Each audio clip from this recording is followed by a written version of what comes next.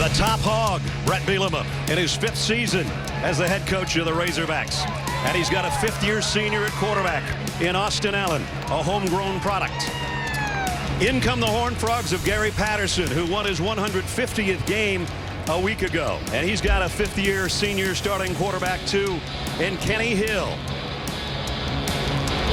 We're about to call the Hogs in Fayetteville. Woo Pig Suey.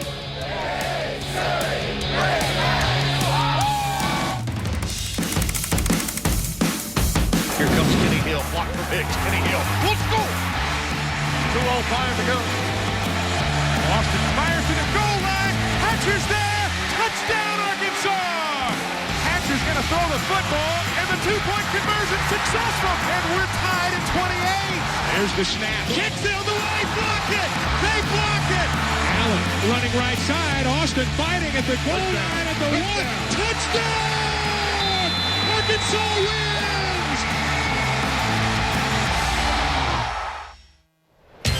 We can only hope for those kind of thrills today as the Home Depot SEC on CBS brings us to Fayetteville and Razorback Stadium. The hometown Razorbacks against the number 23 Horned Frogs of Texas. An old Southwest Conference matchup. This is the 70th meeting between these two teams. Sellout crowd, 72,000. It's a beautiful day in Fayetteville.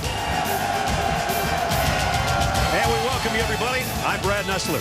I think every college football fan in the world knows that the man that held this mic and wore this headset for almost 2 decades, our great friend Vern Lundquist, is not in this booth today. Hopefully he and Nancy are home right now having a late lunch with their feet up on the couch in Steamboat Springs. But if you all don't mind, I'm going to try to carry these two things for a few years and try to do it with the same class that Vern did for 17 seasons. For 11 of those seasons, his partner in the booth is my partner right now, Gary Danielson. My new partner is also my old partner. You're stuck with me for the second time, man. Well, we had such a great affinity for Vern. The whole conference loved him. He loved the Dallas Cowboys. And so today I feel like I'm going from Roger Staubach to Troy Aikman. Another Hall of Famer. I'm thrilled to have you. The league is thrilled to have you. Thanks, partner. Let's talk about the game. We saw what happened a year ago. It's kind of a highlight for Arkansas. Then their season ended badly with 2 losses at the end when they had big leads. TCU sub 500 is not a Gary Patterson team, so they're trying to rectify it here. Sometimes teams go down the schedule. Tough game, game we must have. Both of these squads have circled this game, must have it. They got tough schedules at the end of the year. I think both teams are saying, if we don't have this one, it's going to be a long season. We saw the guys that are going to lead the way, 2 fifth-year senior quarterbacks, and they both have had their moments of being brilliant. Yeah, up and down maybe, but Kenny Hill has been mostly up when he plays Arkansas. And no matter what uniform he wears, whether he's with Texas A&M or TCU, if he saw them, you know, horses for courses, Kenny Hill has had it his way against Arkansas. Austin Allen last year had to carry the team maybe a little too much from the beginning of the season. He was hot, but then against this team, TCU, he had to do it in the 4th quarter, and he did it in a clutch late. Drove him down, got a 2-point reception. In overtime, he throws a touchdown pass and then scores one to tie this game. Both quarterbacks might have been inconsistent at times, but not in this game. We'll take a 2-overtime game today if they want to give us one. Coming up next from Fayetteville, it's the Hogs and the Frogs next.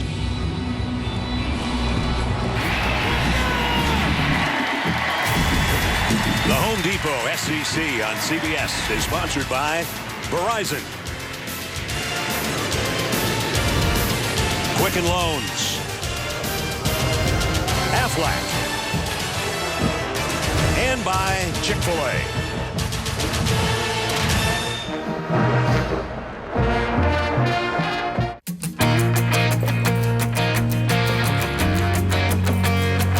Welcome to Fayetteville, Arkansas. It's another football Saturday in the SEC. They see the blood, sweat, and tears it took to live their dreams. When everything's on the line, ain't just another field, just another yard. Yard's the game we grew up on. They think it's a middle of nowhere place where we take it slow. Oh, but they don't. Got a man open his foot! Oh my! He'll walk in and score! How about that? And there he goes. Touchdown, Arkansas! Arkansas! Hello, defense. It's the Horned Frogs and the Hogs. And this is the Home Depot SEC on CBS.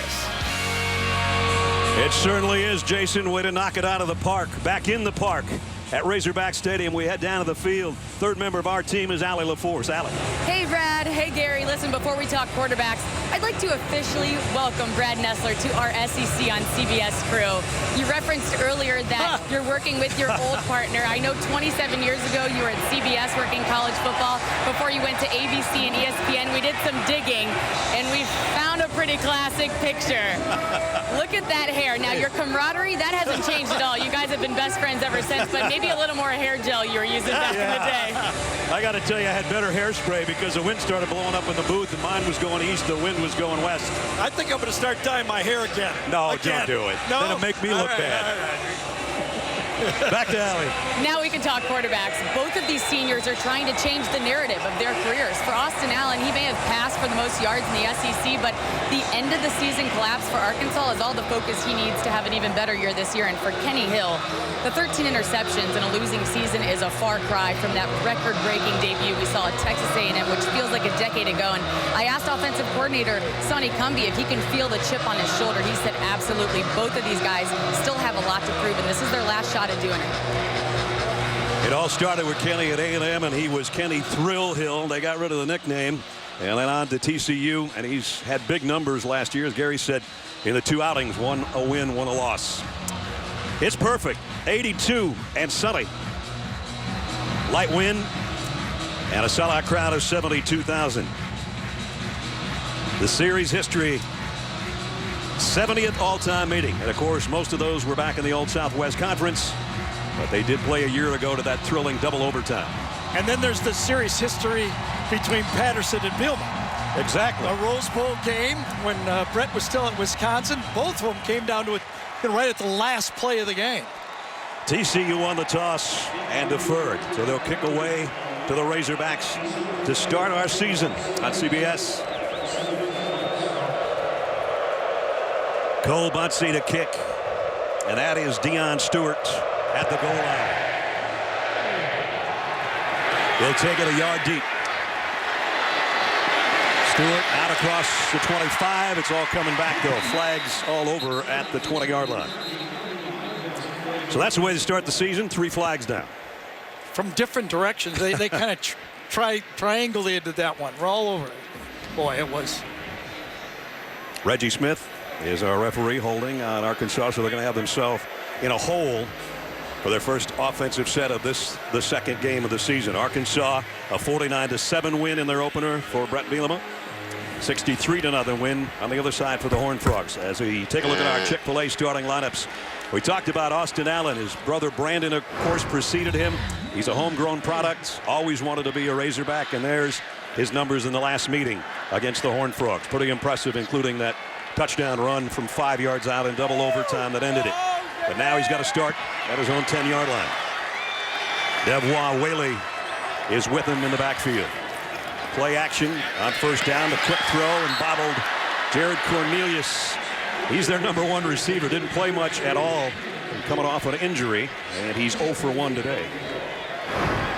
The rest of the Arkansas starting lineup, they got a great one at a very important spot in senior Frank Ragnow. On his way maybe to the Remington Trophy as the best center in college football. And I think Arkansas should be happy he came back for another year, considering he's lined up right next to a true freshman. It's good to have. Yeah, and Ty Clary. Now it's Willie. Didn't get much. Maybe picked up 3. Nico Small, the guy that made the stop as we take a look at the Horned Frogs. Defensively, Ty Summers and Traven Howard, 2 great linebackers. Howard led the Big 12 in tackles last year with 130. So the first third down of week 2 for the Razorbacks. They went 7 out of 10 a week ago against FAMU, but that was against Florida A&M. No offense to them. This is a little different group when you're looking at the TCU defense. Third down and 7.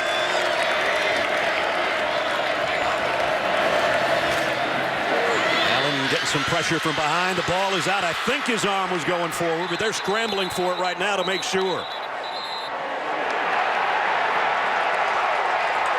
TCU thinks they have the football. I think it was Ben Meneghu, number 15. Just a three-man rush coming from the outside and knocks it out of his hand. Gary Patterson has to be delighted rushing three men and able to get a sack and a fumble on the second pass of the day. Wow, and you get a second look at a close-up there. Luckily, Austin Allen kept his arm moving forward. That was really close to being a fumble. And now it's a punting situation for Blake Johnson in his own end zone. And Kevontae Turpin is a dangerous return man, one of the best in the Big 12. He stands back at the 50. He's going to have to fair catch this one, but great field position. TCU takes over at the Razorbacks' 45-yard line. Not exactly the start Arkansas was looking for. So let's take a look at the Chick-fil-A starting lineups for the guys in white and purple. We've talked about them already, but Kenny Hill has had some brilliant moments, and as Gary said, he kind of likes looking across the field at Arkansas. 1-1. That the win was when he was at Texas A&M, and the loss was a double overtime a year ago, but big numbers in those two games. And a great spot for Kenny to start his offense at the Arkansas 45. Kyle Hicks nowhere to be found right now. It's an empty backfield. And the throw, nice quick slant to Desmond White. TCU, the rest of their offense looks like this. Kyle Hicks, who did not play last year, actually was their leading rusher and receiver a season ago. That doesn't happen in too many offenses. Second down and 2, and Hicks is in there with Kenny. They fake it to him. They flip it out in the flat to White again, and White got out of the grasp of the first tackler, and he's got a first down at the 28-yard line. Yeah, and that's one of those modern-day RPOs as TCU dials it up, especially after a first down. High snap, but they get it to Hicks, and he has to work his way to the 25-yard line as you look at the rest of the Arkansas defense. They've got a freshman out there playing corner in Cameron Curl because Ryan Pulley suffered a season-ending injury a week ago, and he was one of their leaders on defense.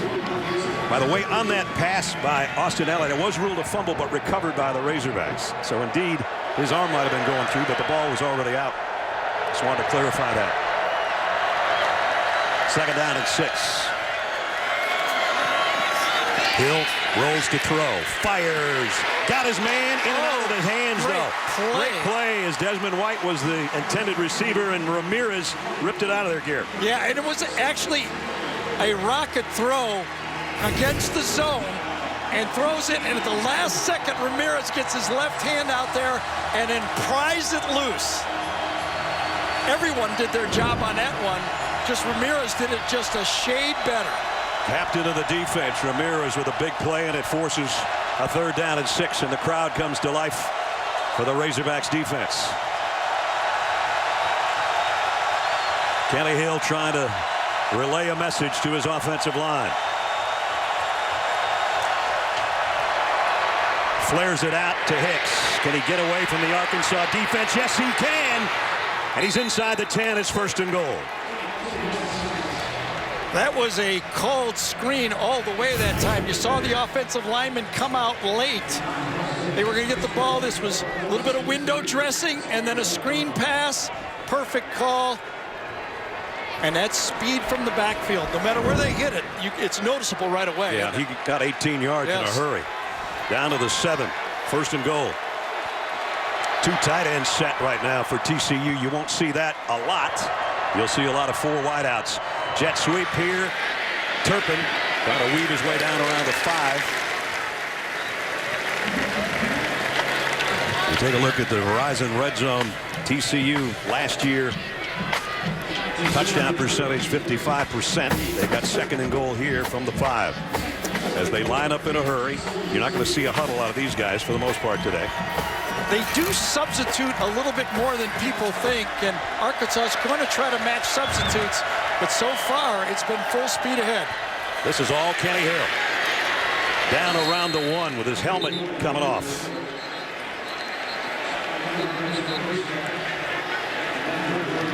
And Hill's going to have to go out. Kind of changes things at the 1-yard line. Well, they got a pretty good runner as a backup. Sean Robinson, a true freshman. Helmet comes off, got to go out one play. TCU could save it with a timeout, but they say, no, Sean can handle this. Well, like you said, Sean can handle it. He had 3 carries for 43 yards last week in his duty, but he goes out, spread to the top of the screen right now.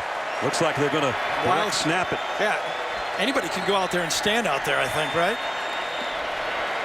Olanalua might be the guy that's going to take the snap here, and now Arkansas is changing up Wildcat right there.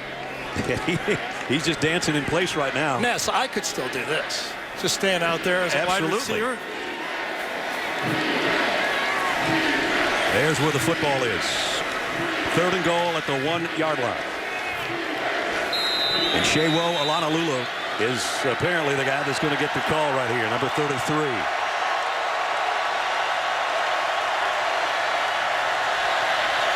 They've got a pocket for him, that's for sure. And he walks in. Nobody touched him. Olanalua for the touchdown. Boy, that's cold water in the face of Arkansas, who feels they're the more physical team. And what happens here, they just line up and blow them off the line of scrimmage. A walk-in from the 1-yard line, and they rush 3 against the Arkansas offense and get a sack, and then they jam it down your throat. That's cold water in the face. Sure is. Extra point.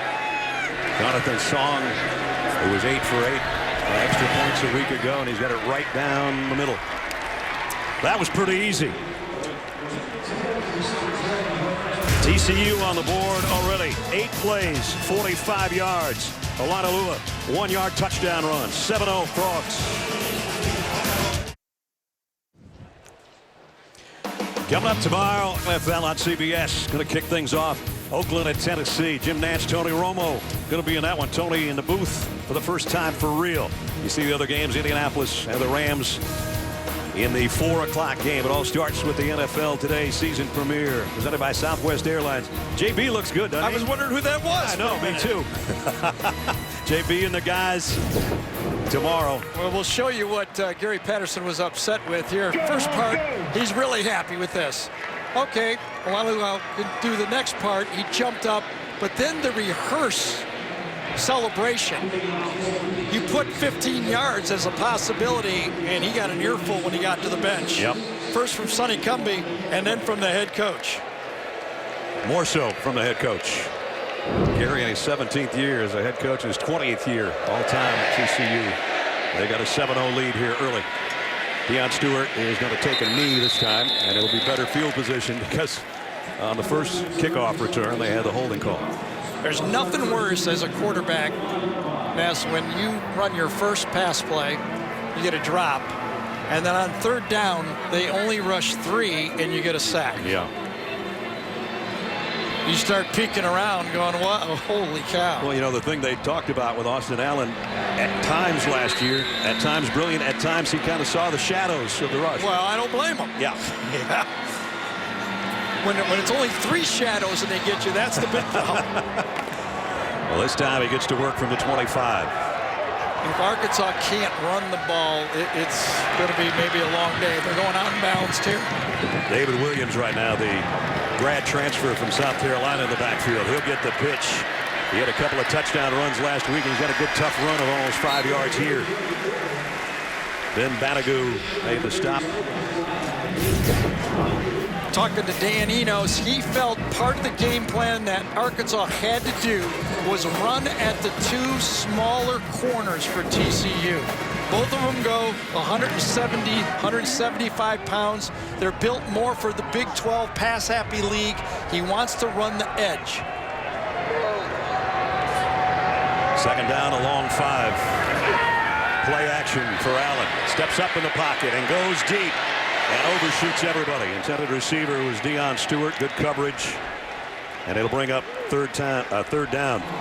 Riley Williams, who would have been their starter at tailback, a missing piece for the Arkansas Razorbacks. He's now kind of helping out as a coach on the sideline, retired from football after a neck injury, actually came back from a neck injury and played again, and then got hurt again in spring practice. And we wish him the best in the future because he just had to hang it up. There was no sense in continuing and the possibility of a career life-threatening injury. So they miss him, but they've got good backs.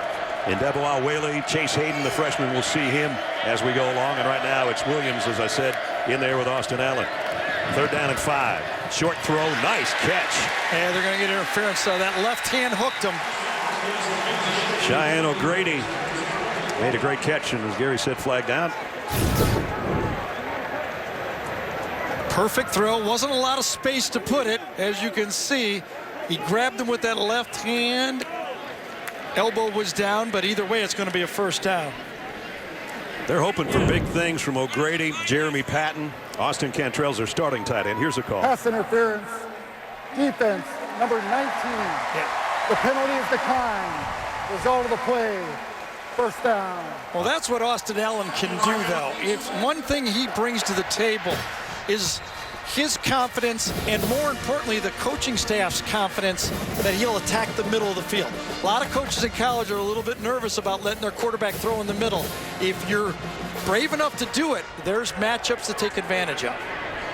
So 1st down at the 35.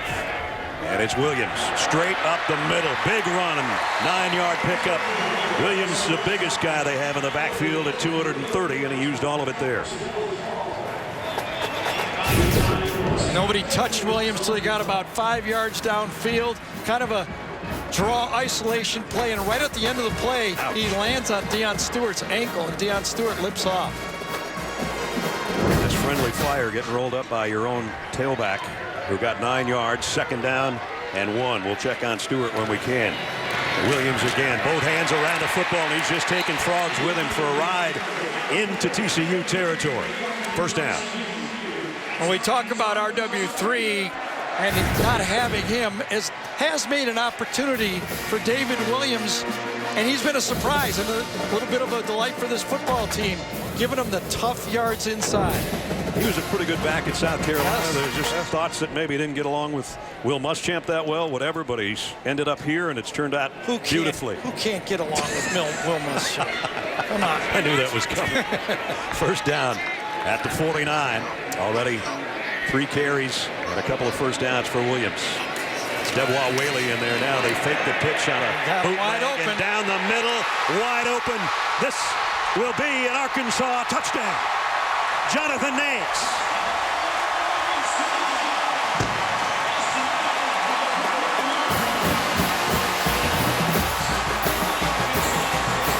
"49 yards, and we're a point away from an even game." If you're a safety, your first job is to play it safe. That's why they call you a safety. And in this situation, watch the safety take a step up, and boom, he's by Nico Small, and it's an easy pitch and catch and a big play. And it's not like TCU wasn't ready for that. Play action crossing routes, that's all they practiced. Cole Headland with a point after, up and good. What happens when you run the ball up the middle for 4, 9, and 7? You're going to get the play action pass. And you talk about a way to come back from being in a 7-0 hole in a hurry. 75 yards in 6 plays. I was wondering if Nance gave a throat slash thing. He did the arm cross there, and then that sure looked like it to me. I think Kenny Hill thinks it looks like one, doesn't he? Kenny got one of those last year in this game. TCU people are saying it looks like one for sure. Either way, we're tied at 7.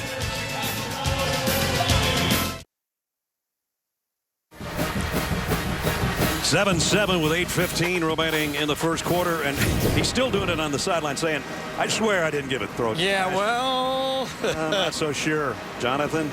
the official right there let it go, and Michael Smith, the wide receiver coach, goes, "Don't do that," is just what he said. Nice route, but don't do that. You're right. Got away with it, though, didn't he? He did. Arkansas is lucky they're not kicking from the 20-yard line. As it is, Connor Limpert will kick off. Devontae Turpin and Sean Nixon wait back deep.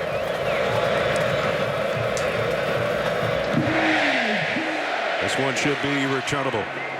Turpin from about the 4. Devontae following his blockers. Here he goes. And Great return. Acceleration. He's got another gear, doesn't he? 37-yard kickoff return. Sean Nixon, I think number 3, was the guy, the other up back that gets the key block on the play. But watch Turpin as he gets that last block right there. Cut back. Ooh, that little speed, a little step. Well, if he'd had enough touches last year, he would have led the Big 12 in returns. He's a preseason all Big 12 return specialist, and I guess we know why now, don't we? Great field position again. Remember last time they started at the Arkansas 45. Now they're at their own 40. They'll take that. Hicks with Hill in the backfield, but it's pass all the way out to Hicks in the flat. That's good pursuit by Arkansas, only about a yard gain.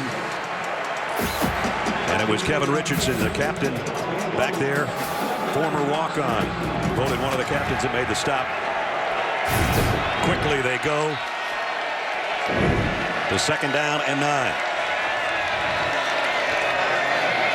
He takes it away from Hicks, slips and falls, and it's going to be 3rd down and about 12. TJ Smith was there to make sure Kenny Hill didn't get away. Little different look for this Arkansas defense with Paul Rhodes taking over. When you watch the tape from a year ago, couldn't tell you how many times they misaligned with their front 4. Much more simplified. They're lining up correctly no matter how fast TCU goes in this game. A squadron of receivers. There's Paul. And he's got a lot of experience with this offense being in the Big 12. Absolutely. Former head coach at Iowa State. Hill pump fakes once. Plenty of time.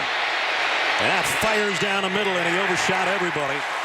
I think maybe Desmond White was the intended receiver. It's 4th down.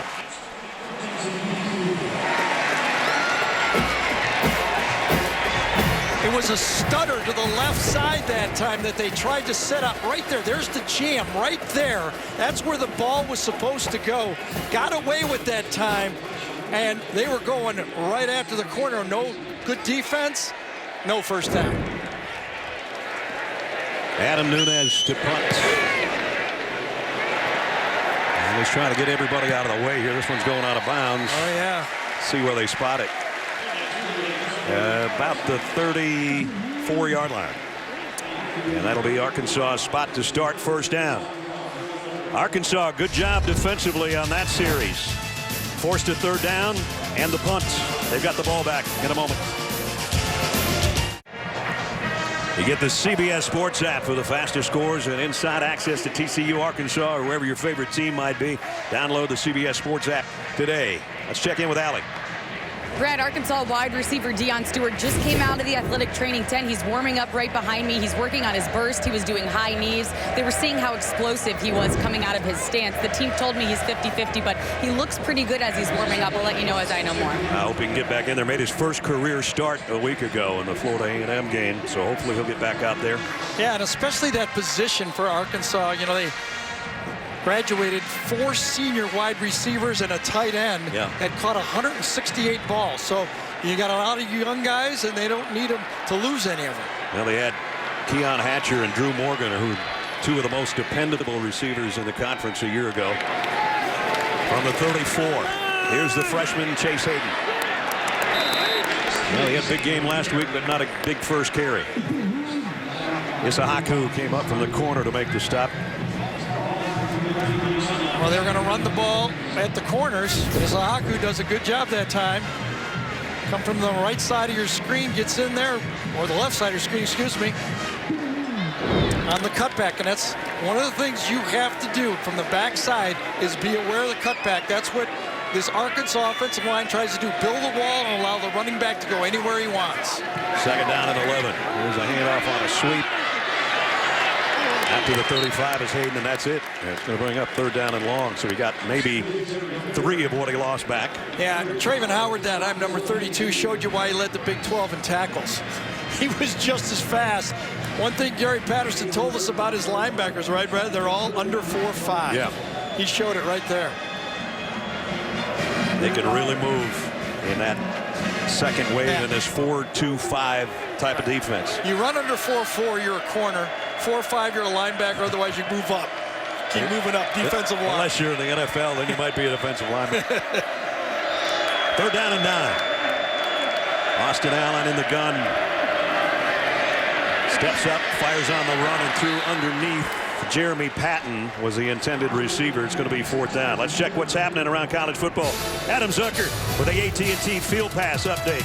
All right, thank you, Brad. We love our trophy games in college football. Iowa and Iowa State for the Cy-Hawk Trophy. Iowa gets the touchdown in overtime after Iowa State got the field goal, and they take the Cy-Hawk and move to 2-0.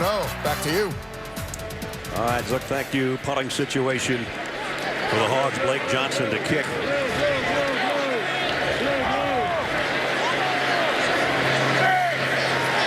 And again, it's Devontae Turpin who wakes back around the 25-yard line. Nice high kick. He's going to have to fair catch this one, too. Arkansas punters did a nice job keeping number 25 at least out of the picture as a punt returner. 5:17 remaining first quarter. Horned Frogs on offense when we come back.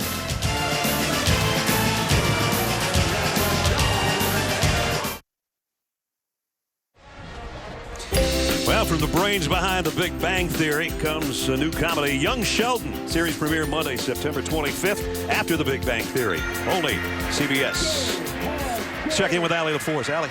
Brad and Gary, something to look out for. After that opening drive, there was a lot of miscommunication, a lot of frustration on that Arkansas defensive line, to the point where TJ Smith had to come over and just settle everyone down. We found out what it was. It turns out that McKelvin Agim is having problems hearing the call, so they were going over different ways to signal it.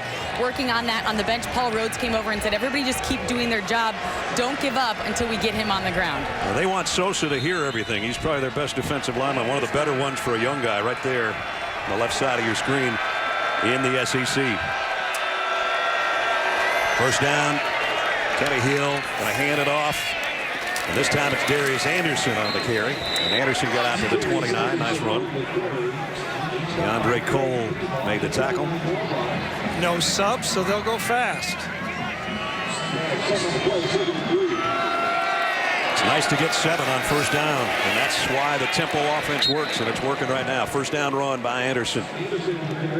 And they'll get up to the line again in a hurry. If they substitute, for the most part, Arkansas is going to substitute those defensive linemen that Allie was just talking about. Remember, this is a Big 12 crew, and they handle it every week, and I think they're just a shade quicker than the SEC officials. They have to do it every week. You're right. Here's a throw. And another nice gain out to the 40 to John Garce. And, of course, TCU's offensive coordinator doing the whole thing that Sonny Cumbie grew up in it, basically, playing quarterback. Yep. Now in a pistol set. Play action. Hill wants a big one. Down the middle. And it's intercepted. Picked off by Santos Ramirez. Coming the other way. Flags are down, but a big play by the Arkansas defense.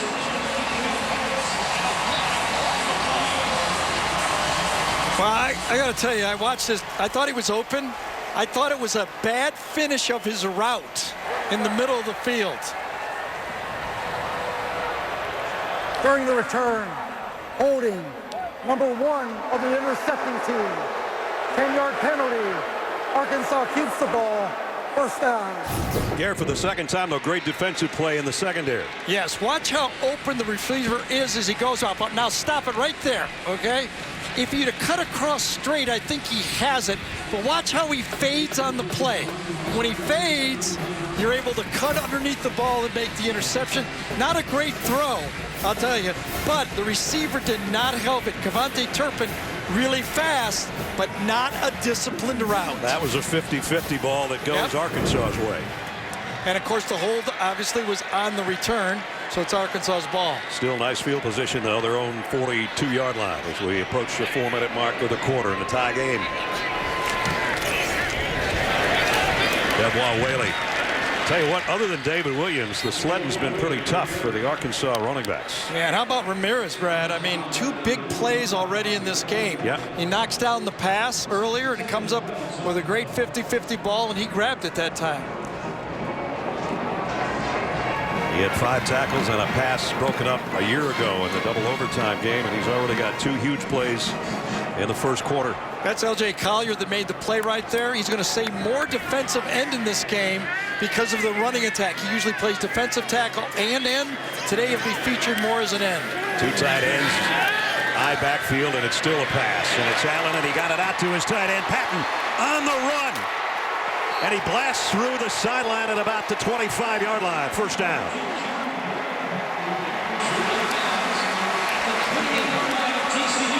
David Whaley here, number 21. The running back saves this play.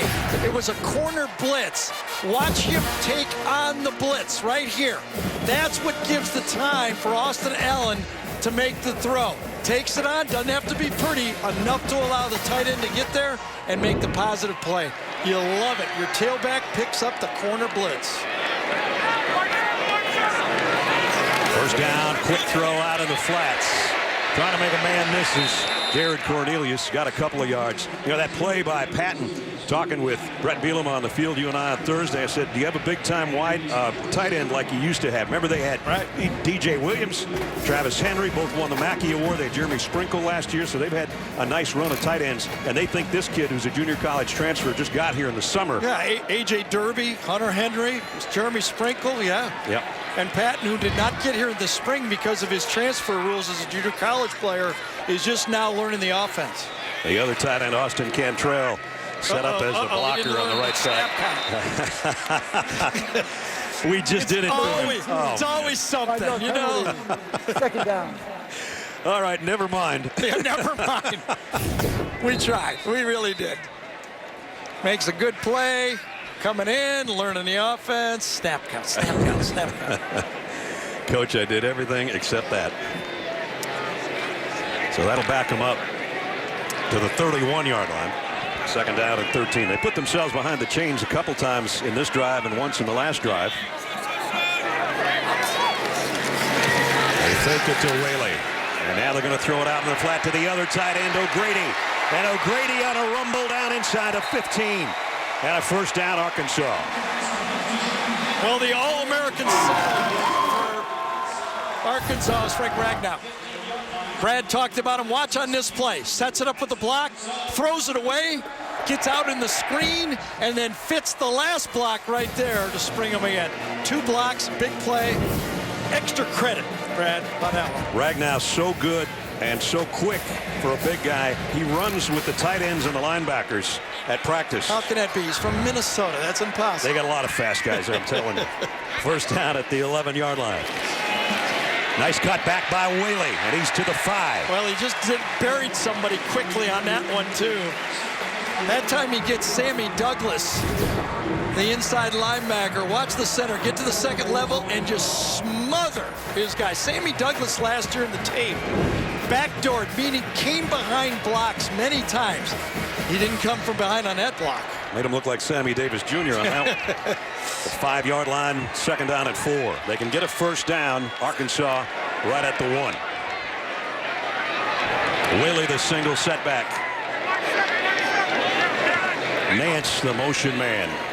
And it's all Whaley, but it's all TCU defense. Great job. Banagoo was there.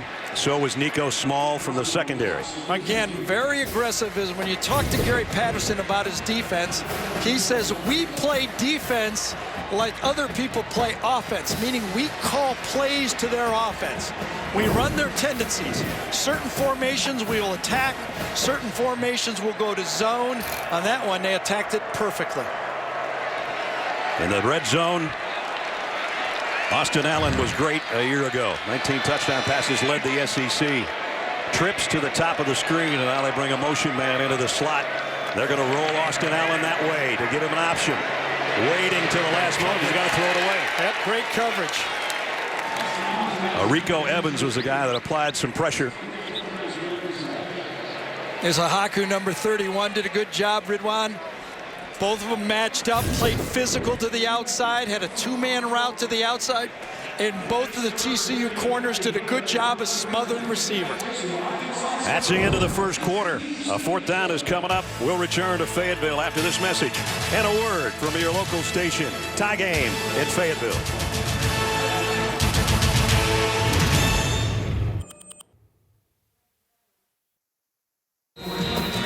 Tie Tie game as we start the second quarter, and Arkansas about to attempt a field goal.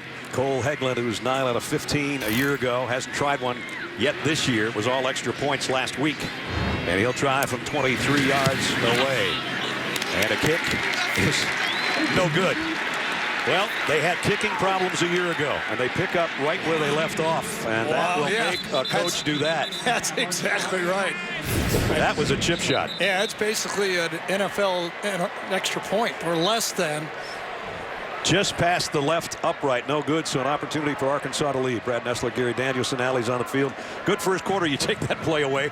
The second quarter hasn't started great. You know, the way Arkansas started, I thought they recovered well. Dan Enos found a little bit of a running game, not a lot, right, and then went to the play action pass. No big surprise. But this game is really highly competitive. Both the secondaries have impressed me. Right. The guys out there are fighting every throw, contesting every throw. It's the only chance you got nowadays in modern football. David Williams has been the best tailback so far, and the two tight ends for Arkansas have certainly helped their cause. But now it's Kenny Hill's turn again for TCU from the 20 after the missed field goal. And they're going to go straight up the middle to Hicks, who got about 3, maybe 4. You know, I really think long-term, as good as they may think Kenny Hill has improved and has his confidence and he's going to have a great senior year, if they can't help him with some more running game, I just don't see how long-term Kenny's going to give them where they want to go. Hicks had over 1,000 last year, but still not what some teams have in that capacity. Here he is, and he follows his blockers well. Going to be a couple yards shy. We'll say 1 yard shy of the first down. Well, all of you that are in the path of Hurricane Irma, we certainly hope that wherever you are, you're safe. This is what's happened because of the storm this week with canceled games. But more importantly, and my partner's home is right in the line of the eye of the hurricane, and I thank you, Gary, for being here.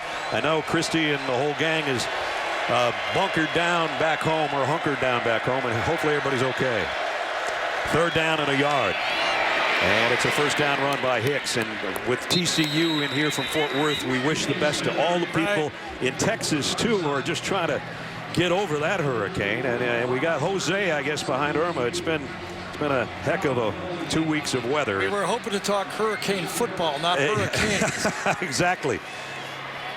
Nice run this time by Hicks. Very patient, saved his speed until he needed it. The big offensive line, you know, TCU gets stereotyped as small. Well, they're not small in the offensive line. They're pretty stout up there, and he just kind of mashed that time, and Hicks just patiently waited, and made a big play out of it. Yeah, Gary said to us last night, we had 322 and 340 at the tackles and 358 at the guard. What do you want from us as far as size? 2nd down and 3. Hicks again right there with Hill in the backfield. He'll get another carry. That was not Hicks, it was Anderson, I beg your pardon, and he's got a first down out to the 49-yard line. Well, going fast is good when it works, but running the ball and going fast is beautiful. And I know Gary Patterson still has that defensive mentality of when he moves the chains and runs the ball a little bit, eventually that passing game will open up. First down at the 49, and they're working Anderson, and he's working that Arkansas defense. Another good run inside the 45 to the 44-yard line. Well, that's the shocking thing for a Brett Bielema defense. Last year, this Arkansas defense ranked 94th in college football in rush defense. They gave up 206 yards a game, and then they lost 3 of their top 4 tacklers. That never helps. Some of those numbers were inflated by the Auburn game. They gave up 543. That was a bruising game for everybody. 2nd down and 3. Anderson, he's going to be close. About a half-yard shy, maybe. Again, Arkansas missing one of their big playmakers. Brian Pulley suffered a season-ending injury. His right pectoral happened in the second quarter of the Arkansas game against Florida A&M. Florida A&M last week in their win, and he's out for the year, and he was one of their leaders. Well, Sonny Cumbie loves to throw the balls. We talked about he grew up under Mike Leach, but now Mike Leach is calling in and go, who are you? Just ran the ball 8 straight plays. Talked about the morphing of Mike Leach and how many guys that he's had an influence on in that passing game. And really what they always said is make the routine plays. Right. You don't have to be fancy all the time. Just make the catch when it's thrown to you. First down at the 40. Hill. Oh, that one, that's a routine play. And Desmond White dropped it. It's exactly what Sonny Cumbie said, and it came right for Mike Leach. Master the boring. Here's the boring. A curl route. Everybody gets so excited about doing all these fancy things. But that time the slot just went right down the middle, hooked up, and dropped it. 8 runs on this drive so far, though. That was the first pass. Second down at 10. They fake it to Anderson. Hill going to throw it to the other guy that came out of the backfield. And that was Kennedy Snell, the true freshman, who the first time he touched it a week ago was kind of lightning in a bottle. For sure. 3 million lightning shots, I heard, right? I guess his touchdown run, 3 million social hits. He ran like, what, 75 yards to gain 10? Yeah, something like that. And Kevin Richardson is the guy that's shaken up. And he has had to battle back from injuries, missed all last year, and still he's been voted a captain by his teammates. That's how much they think of him. And hopefully he's going to be okay. We'll check on him with 10:45 remaining in the half when we come back.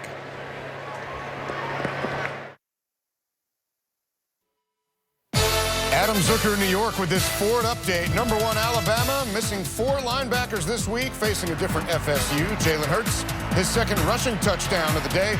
Also has another one in the air. It's 21-3 on top of Fresno State right now. Tied on top as we go back to Brad, Gary, and Allie.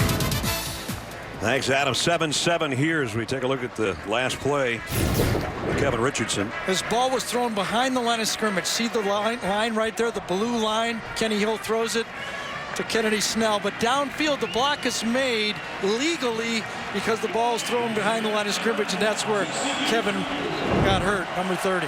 And he's in the Arkansas tent. 11th play of the drive coming up. Started at their own 20 after that missed field goal, remember? Have to assume it's 4-down territory here. They got 4 wideouts to the right of Kenny Hill, and he fakes it that way. He's going to run it himself for the first down and more. Didn't need it.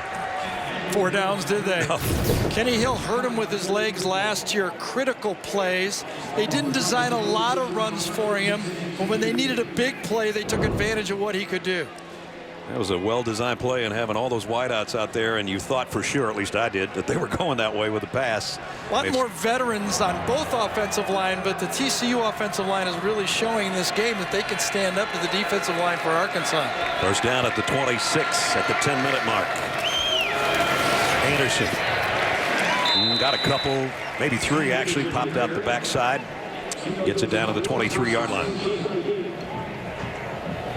Anderson had 67 yards and a career-high 13 carries in their opener last week as they had a cakewalk. They didn't have to play many of their starters. Most of their starters played about 28, 29 plays last week in the lopsided win to start their season.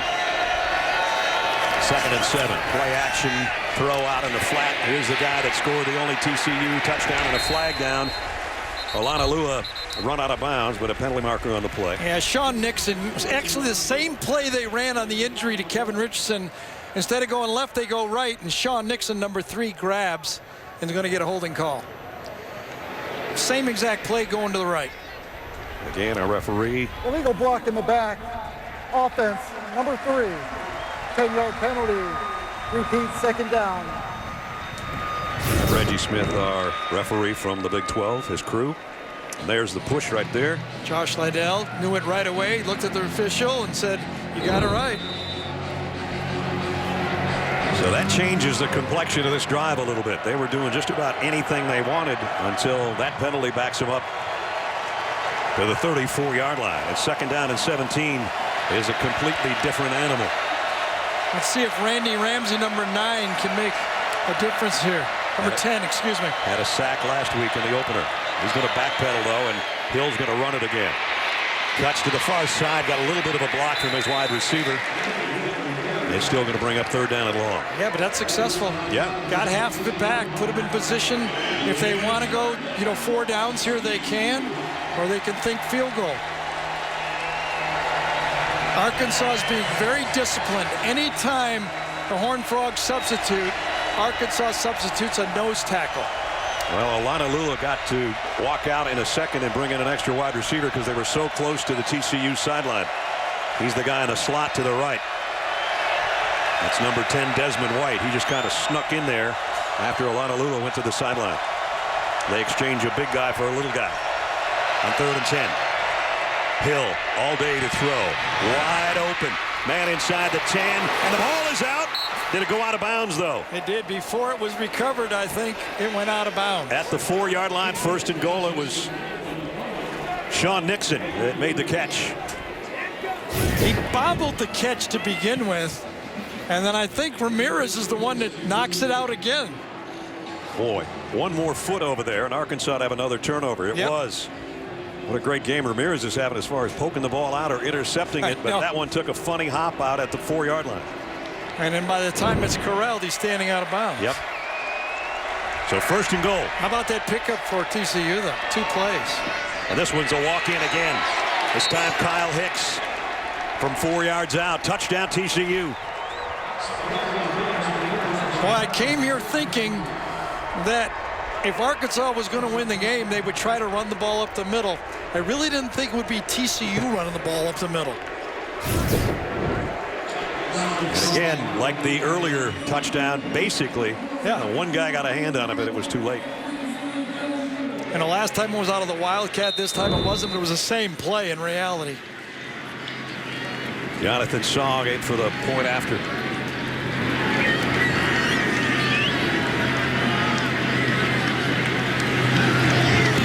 And he's 10 for 10 on extra points through 2 weeks. Well, an 80-yard drive after, remember, the missed field goal. And it goes the other way. Hicks from 4 yards out, 14-7 TCU. And now do Project Smarter, presented by Home Depot. Garrett. Well, you run the quarterback draw. Watch Kyle Hicks here. Started off on the quarterback draw with a good block. Remember that. If you block well, you might get the ball later. 2nd and 20, you pick up 10. Then Kenny Hicks finds Sean Nixon. Good protection. Just a 3-man rush.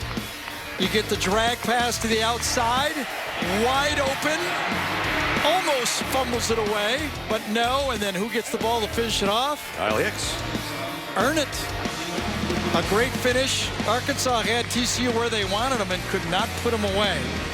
Who would have thunk it? 80 yards rushing so far.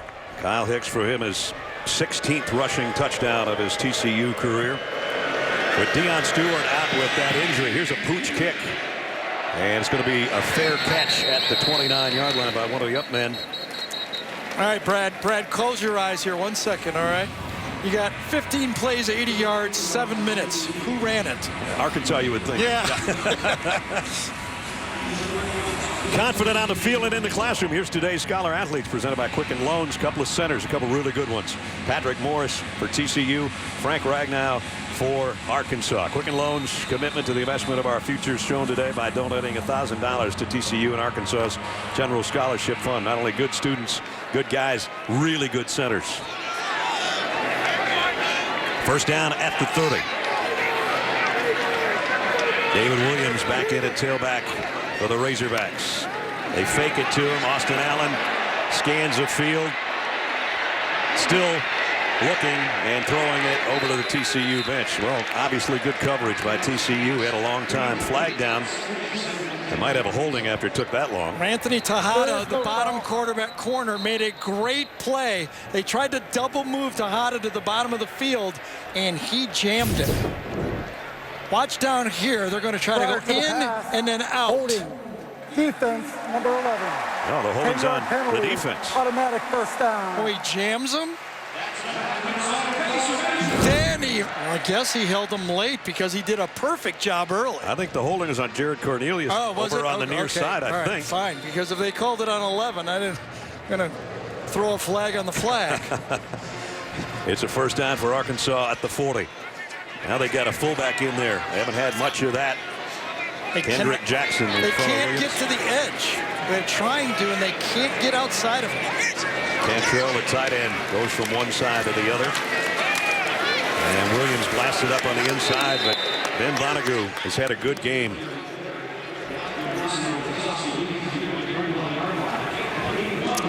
Danny Enos is looking at what the TCU team holding the clock a little bit, scoring points. He's going to have to recalibrate. He thought he could come in the game and overpower him a little bit, play hog football, but it's the Horned Frogs that are playing hog football right now. They're hogging the ball. He's second down and 9.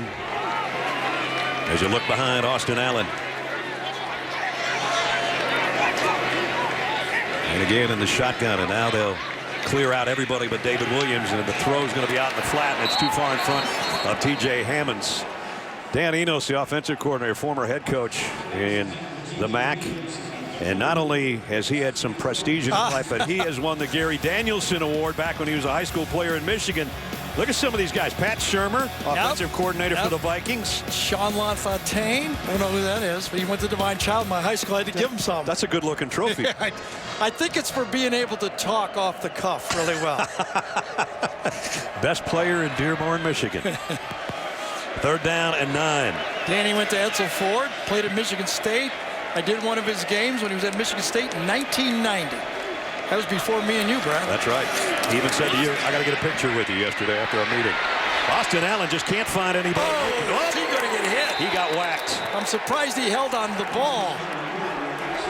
Ennis Gaines made the final hit, but Austin Allen's going to feel that one tomorrow. I thought Montrell Wilson, number 19, almost put him out. There's nobody open back there. No, there is not.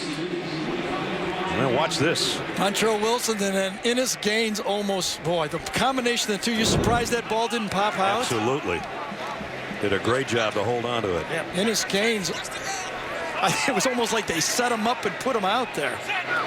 So Blake Johnson's got to kick it again. Done a nice job not letting Cavante Turpin return these. This one's going to make it all the way to the end zone. Hit it too far. Yeah, smart play by Turpin. Did not retreat, didn't take the ball, and they get it at the 20. 58-yard punt, but it's coming out with 5:53 remaining. Horned Frogs defense fired up, and their offense has got it back with a touchdown lead when we return.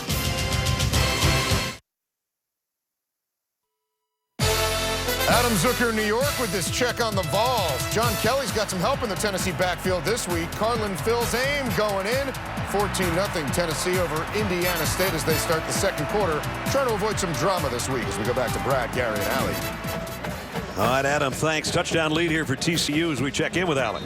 I checked in on Kevin Richardson, and he's back on the field. He was okay from the cut block, but I found out that after TCU scored its very first touchdown, he threw up twice in the end zone to the point where the official asked Coach Bielema to sub him out and make sure he was okay. Also, Sammy Douglas, TCU's linebacker, is dealing with the right ankle injury. They taped it back up, but he hasn't been able to do anything more than just walk on it to this point. All right, great. Thanks, Allie. TCU with the ball now and a touchdown lead to play with. Hill throws out in the flat, pickup of 6 out to Dylan Thomas. Yeah, but looks like holding on the backside again, just a 3-man rush. Arkansas content to play coverage. Personal foul, hands to the face. Offense number 51. Half the distance to the goal. Repeat, first down. Austin Schlottman, the left guard, with a hands to the face penalty. 21 seniors for Gary Patterson's team. Schlottman is one of them, all Big 12 preseason football player. Did not give up a sack last year and over 800 snaps. Yep. And he and on the other side, Ragnow, been playing football forever. They've never given up a sack. But that time it was one to the chin that cost him. And it backs it up to the 10-yard line. I think the most impressive part of this football game so far for me has been the TCU offensive line. Yeah. We said the smallest guy up there is the center, Patrick Morris, who's one of our scholar athletes, and he's a 300-pounder. 1st and 20 as Kenny Hill has to stand inside his own 5 in the shotgun.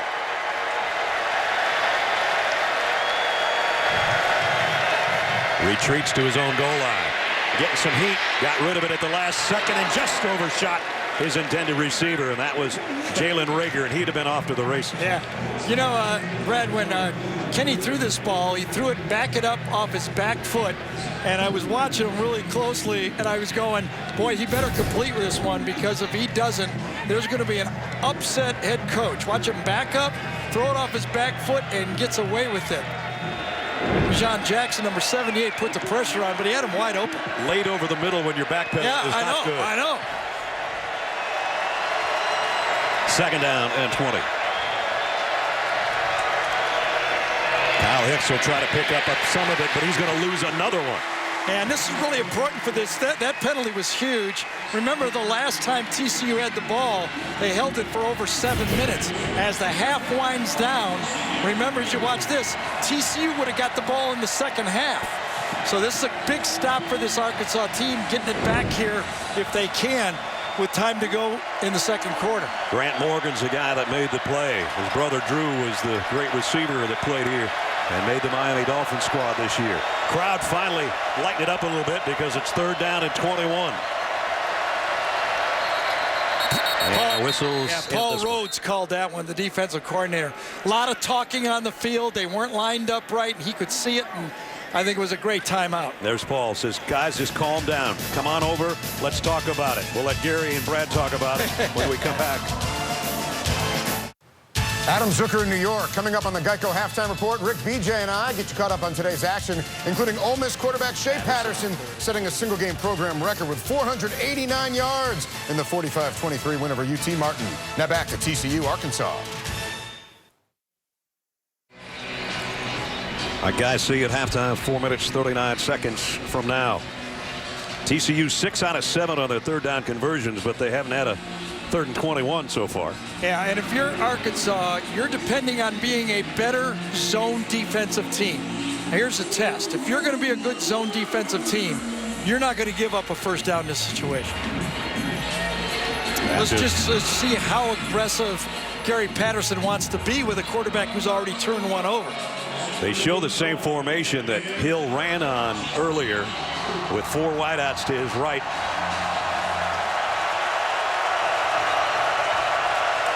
And Kenny's all by himself in the TCU backfield. This time he sets to throw, and now he might run anyway.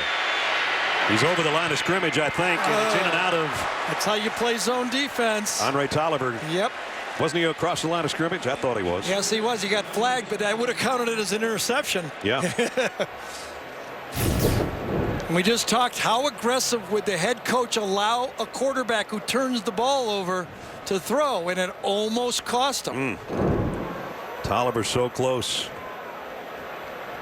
Not me. I would have called Brad's play on that one. Quarterback draw.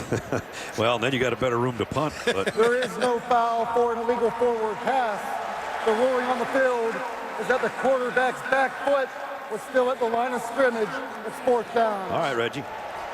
So the call was, remember, it'd be a plane as if it was the goal line.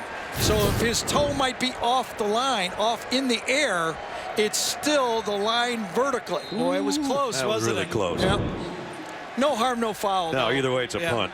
So Nunez, though, deep in his own end zone. They got Jared Cornelius back for Arkansas. This one, a tallywagger. He'll have to take it right at midfield with a fair catch. So just what Gary said, Arkansas wants to get the ball back with 4:25 to go and a chance to maybe tie the game. Now, their missions are secret. Their courage is legendary. David Boreanaz stars in a new drama, SEAL Team. Series premieres Wednesday, September 27th, only CBS. Brad Nessler, Gary Anderson, Allie Force, and our CBS crew in Fayetteville on a beautiful day, sunny, 82 degrees at kick. And right now, TCU, the visitors, with a touchdown lead, but Austin Allen and the Razorbacks would like to change that here and even things up by halftime.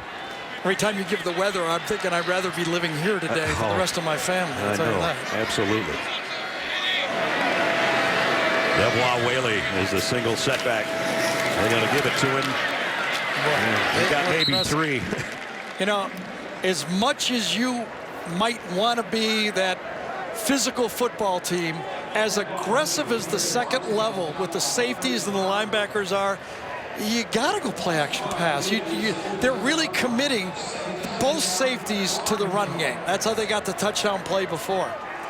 Well, between Nico Small and Nick Orr, they had about 170 tackles between them last year. 12 rushes for, what, 30-some yards, 32 yards? Whaley, it's one of his better ones, but it's still going to be well short of a first down. It'll bring up third. Montreal Wilson made the stop. Well, Ty Clary's lined up against the All-American. He's a freshman, number 66. Middle of your screen right there. Let's see what happens. Didn't get low enough. No, and that might be one of the reasons right there. You know, in practice, when you're fitting guys and everybody's going half speed and you're making all the good assignments and you're looking the part, but these are men he's playing against. As we mentioned, this TCU team, 21 seniors. As Gary told us last night, we might be a little small in the defensive line, but they all squat over 700 pounds. Third down at 4. Austin Allen in the gun. Here comes the extra heat. He's going to have to get rid of it, and he got it complete. He did. Jordan Jones in a first down, but we have a flag in the backfield. Probably going to be a holding. They sent the house that time defensively. Unless it's a late hit on the quarterback, that's possible too. Well, we're from the flag where it came, was it, at the end? Oh, yeah, hit him right in the head right there. So that's going to be a big gainer if it's what we think it is, and certainly looks like it. And Montreal Wilson, who had half that tackle before, get it again. By both teams. Personal foul, roughing the passer. Defense, number 19, low to the head. Pass interference, offense, number 44. The foul's offset. Repeat the down. Third down. That's why I was saying from where the flag was thrown, because I saw the one down on the 32-yard line downfield, and I said, wait, that can't be a rough on the passer. Here's the defensive penalty. There's one. And downfield at the same time. Tight end goes downfield. Oh, I see. He blocked to get the guy open. Actually, a pick play on the play and allow it. Well, it goes nowhere, and it's still third down at 4. We're right back where we started. Williams in the backfield. They give it to him on a counter. Not going to get there. And now Brett Bielema has got a decision to make. 4th down and 2 at the 42. He doesn't have a kicker that's anywhere near hitting that thing. So let's see if he goes for it. He's going to punt. I'm surprised Gary Patterson isn't taking a timeout. And the crowd booing right now. They wanted Arkansas to go for it. He's got a lead. He's going to play it safe. He's on the road. And he's one of the winningest coaches of all time. Got to go with him, right? Yep. Got a good punt return. You didn't have to agree that fast. Sure I did. You were right. That won't last, though. Keep that in mind. Blake Johnson, end over end punt. Let's see if they can down this one inside the 10. Right at the 5. Nice job by the special teams of Arkansas, and a good job by their punter, who has kept it out of the hands, basically, of Turpin today. 2 minutes, 12 seconds until we have the Geico halftime report. Adam, BJ, and Rick will be along. Show you some highlights. Again, Shea Patterson, as Adam told us a couple minutes ago, with a big game for Ole Miss.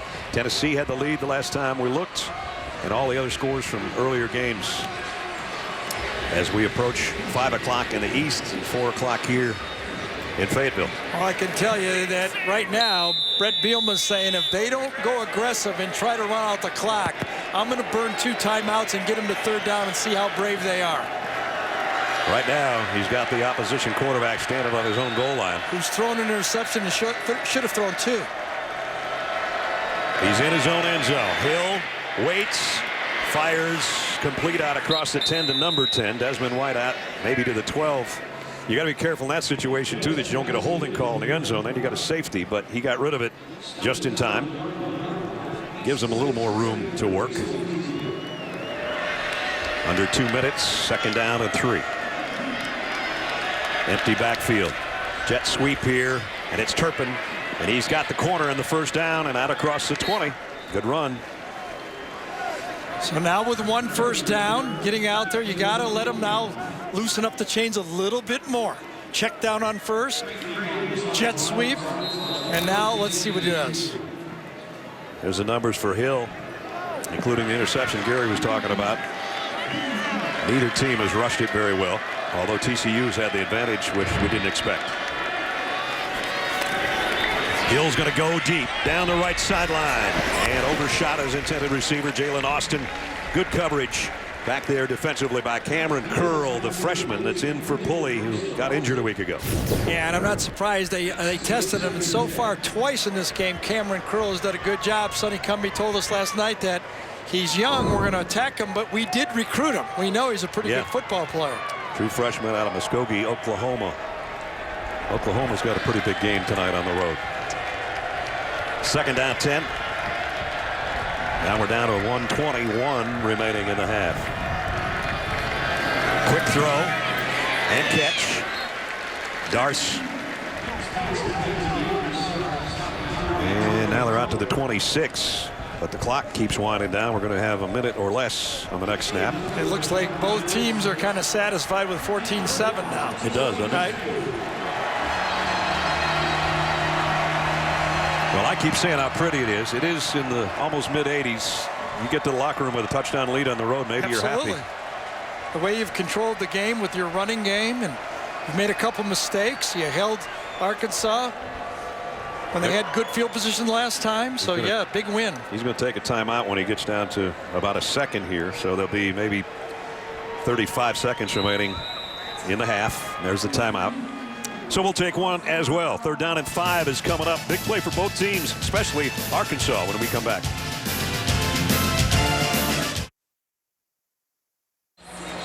Coming up tonight, 7:30 Eastern on CBS Sports Network. Two of the country's most exciting offenses square off. Mississippi State pays a visit to Louisiana Tech on the 24-hour home of CBS Sports. Carter, Aaron, Jenny will have that call for you coming up 7:30 tonight. 3rd down and 5 here. Ness, if I'm going to throw, I'm going to throw deep. I'm not going to make a mistake for a first down. I'm going to make a mistake trying to get a touchdown. Arkansas has 2 timeouts remaining if they don't pick up the first down, because they're going to keep it on the ground to Anderson, trying to follow his blockers. And he might have the first down. I think he does, and that'll end any hopes for Arkansas to have a chance to get the ball back. Nice second effort. Well, Brett kind of tipped his hand. He didn't use his 2 timeouts. Gary Patterson ran the clock down as far as he could, figuring if he gets a first down, fine, we'll try something afterwards. If we don't, we'll punt it. Bijan Jackson right now, who made the tackle, thinking, man, I wish I would have hit him a little bit more from the side. He actually knocked him into the first down at the 31-yard line. He's going to, listen, he looked at Kenny Hill. He does not want him to make a mistake at the end of the half and go into the locker room with a bad taste in his mouth. So that's where it's going to stand at the break. Into the first half. TCU on the road, leading 14-7. Gary Patterson gathering his troops. Just about set to start the 3rd quarter here in Fayetteville. TCU leading by a touchdown. They'll get the football first to start the 3rd quarter. You know, in the span of 12 days last month, we lost 3 of the greatest coaches in the history of this game. Dick McPherson, Ara Parseghian, who won a national championship at Notre Dame, and then the guy that roamed the sidelines here in Fayetteville for so many years and won a national championship as well in 1964, Frank Broyles, who passed away last month. Those guys just 6 days apart in passing. Frank was 92. There's what he did here in Fayetteville. Longtime athletic director, longtime analyst with our friend Keith Jackson, for that matter. And this is what the band did at halftime. Pretty cool. Frank Broyles, who passed away at 92. 3 legends. And then about a week ago, we lost Rollie Massimino and Jed Heathcote in the same week. Frank Broyles Field here in Fayetteville. As we start the 3rd quarter, TCU will have the football first. Connor Limpert to kick. And TCU is going to bring it out. Got to get Turpin on the ground.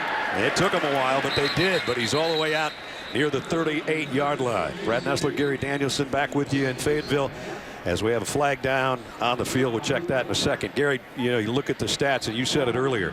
It was supposed to be pound, hogs, pound. It's try to pound and nothing's happening. And it's TCU that's kind of pounding things. Yeah, it's hard to believe. Right? Yeah. I mean, 20 rushes for TCU in the first half, or 84 yards, and it all goes down to 3rd down. 7 for 9 for TCU on 3rd down. That's how they were able to hold the ball. That's nothing new. Last year in the game, they were 12 for 19 and 1 for 6 on 3rd down for Arkansas. That formula is what costs all those plays for TCU. Arkansas had about 3 good offensive plays, and that's about it. Right. The flag was a legal block in the back. I mean, that chip shot field goal is reminiscent of last year when they could have almost put them away with a chip shot field goal, and TCU roared back in the fourth quarter, and Austin Allen had to save it at the end of the game. So starting at the 15 instead of way out where they would have been without the penalty is Kenny Hill, the quarterback. And he throws it out in the flat immediately. Going to be about a 2-yard gain. It's fumbled out of bounds. We check in with Allie. Guys, I talked to both coaches, and after those 37 yards rushing, Brett Bielema told me we have to get back to playing Arkansas football. He said if the team plays in this game like they practice, he has no concern, but they didn't play to that level. For TCU, Patterson said he liked how they stopped the run, but he wants them to do better on the play action and the screens and quit turning the ball over on offense. Good stuff, Allie. Yeah. That turnover, that's why he didn't get to run those plays at the end of the half. Exactly. When they had timeouts to work with. Hill fires far side. Nice throw and catch. First down. Jalen Rager will pick up the first. So now they got better field position out at the 27. Good throw. True freshman on true freshman. Rager against Cameron Curl right there. Good throw. Good coverage. Accurate throw did it. Look how slow that Arkansas substitutes their players in. Since TCU substituted, Brett Bielema says, I'm going to take my biggest, slowest guy I got and trot him out there. And that's the nose tackle. Bijan Jackson came in for Austin Capps, and that did slow down TCU to the point where they're finally getting the snap right here. Play action, quick slant, nice throw again, and another first down to the arse. One of the things that all receivers love is that football right in their face mask. They watch it all the way in. It's like a catcher in baseball coming right at them, and they make the catch. And with the opportunity to pick up first downs, they just keep hurrying it up out to the 49. 8-yard run by Hicks. Santos Ramirez brought him down, but they can just keep going tempo right now if they don't change up personnel. They do have a tight end in there in Cole Hunt.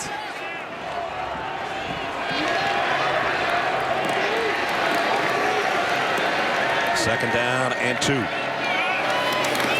Hicks cuts it outside. Going to end up a yard shy thanks to Santos Ramirez. If Brett Bielema and Paul Rhodes had a whole bunch of number 9s, they'd have quite a squad, but he comes up holding his hamstring a little bit. Well, let's see what kind of gut check here for this Arkansas defense. Theoretically, you know, the Brett Bielema's of the world believe that this spread offense has trouble on short yardage. Let's see if they can show that. I would think this would be all Kenny Hill by himself. Nope. Gave it to Hicks. Whoa. He got bounced back, though. I think he made it. I think he did, too. Dre Greenlaw hit him and kind of spun him around, but he had already had forward progress for the first down. Again, that offensive line's a veteran crew. Big. And they're matching up well and creating those creases inside. Darius Anderson now comes in to the TCU backfield. And a first down at the Arkansas 48-yard line. A little flinch that time. A little motion.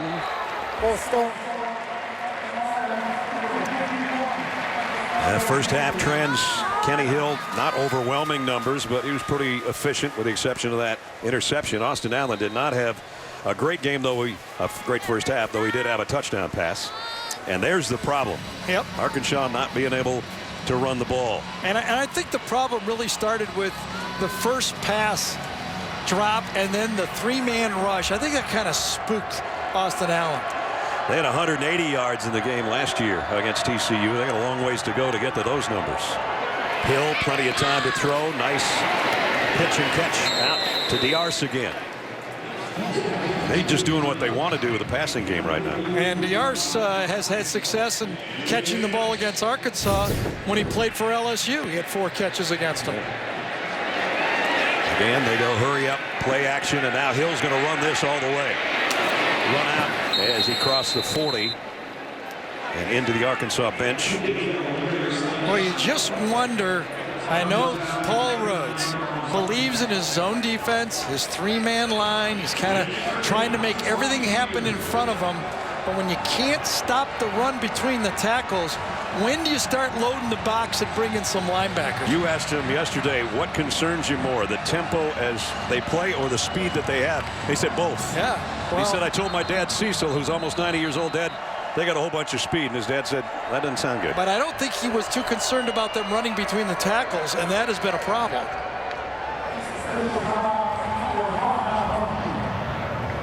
So a little breather here with a timeout here in the third quarter that has 11:19 remaining.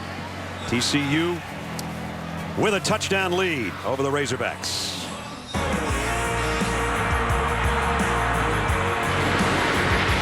This will be an Arkansas touchdown. And the Horned Frogs now go up 13-7 in Fayetteville.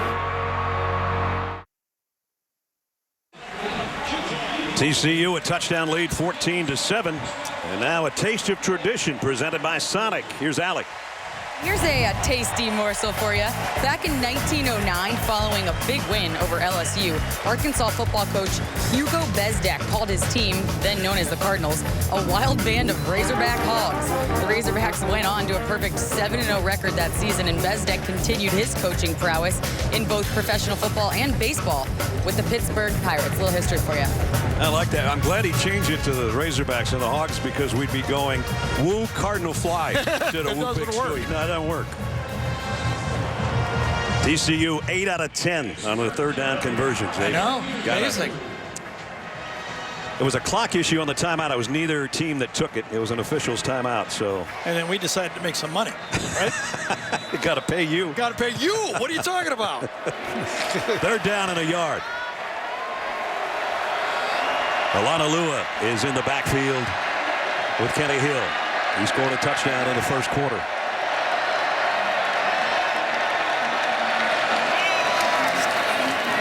Hill's going to keep it, and he's got a first down himself. Gets it inside the 35-yard line to the 34.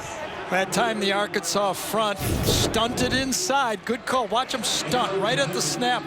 Good call, good read. I doubt if it was a read play, but Kenny Hill kept it, probably a called keep. Now Kenny is going to a little miscommunication between him and his receiver, I guess, on that one. Jalen Austin looked like Kenny was thinking he was going to run an out, and he was just running a streak, and it'll be 2nd and 10. And finally a little pressure. Dre Greenlaw, number 23, coming from the backside. Greenlaw very quiet in this football game. A tackling machine 2 years ago, injured last year. Very quiet in this game so far.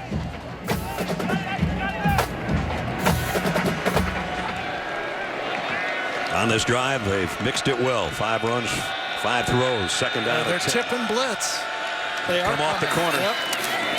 But Anderson ran right by a couple of those guys. Greenlaw did make the tackle that Gary just mentioned at the 31. I'm not surprised. Paul Rose had to be thinking like I am, like, okay, I mean, I like to sit back, but sitting back eating popcorn ain't going to work against these guys. So much has been made, and the fans have been waiting to see the 3-4 defense of Arkansas as they switched it up this year with Paul being the new defensive coordinator. Well, that's because those talk shows. You got to talk for 11 months for. Believe me, I got to go on them all the time. 5 wide receivers in an empty backfield is Kenny Hill on a 3rd and 6. And it looks like Randy Ramsey wants to bring some heat off the near side corner for Arkansas. He's almost in a track stance. They come again with 5. Hill throws, first down. Turpin at the 20. Turpin in the slot. He always lines up to the right. Paul Rhodes said we always have to know where he is, but he's a tough matchup man to man. Just so quick into his breaks, got good hands. And Kevin Richardson is really a safety. It's a tough matchup covering the fastest guy, or one of the 2 fastest guys that play for TCU. TCU back in the red zone. That's Turpin in motion. He's going to set up now in the backfield for a second. They're going to flare it out to him. Got a nice block on the corner. Puts the brakes out, and then they put the brakes on him at the 17. Cole Hunt gave him a nice block, the tight end. Cole Hunt was lined up wide, comes in, transfer from Rice, and they use him as like an H-back, fullback, tight end type player. Cole, a younger brother of former All Big 12 center Joey Hunt, who played at TCU, so that's a family affair. There he is. Verizon red zone today. 2 trips, 2 touchdowns. Arkansas is hoping that doesn't happen again. 2nd down and 8. Anderson and Alanalua in the backfield. And it's Anderson following number 33. And he's got another first down if he doesn't end up in the end zone. Arkansas can't bring him down all the way to the 3-yard line. Tough run for a guy that's only 205. Yeah. What do you mean? The Big 12 team is running the ball on us? Wow. That's the kind of look you get, both hands on the forehead. I got to give great kudos and discipline to Sonny Cumbie. He is a passing guy. But he knows what's working. Exactly. I mean, why do it? Sonny Cumbie's going, all right, I'll do it. First and goal, TCU trying to take a 2-touchdown lead. And the ball is on the ground. It's still out, and Arkansas, I think, has it. I think the center misfired on it. Briston Guidry has it for Arkansas.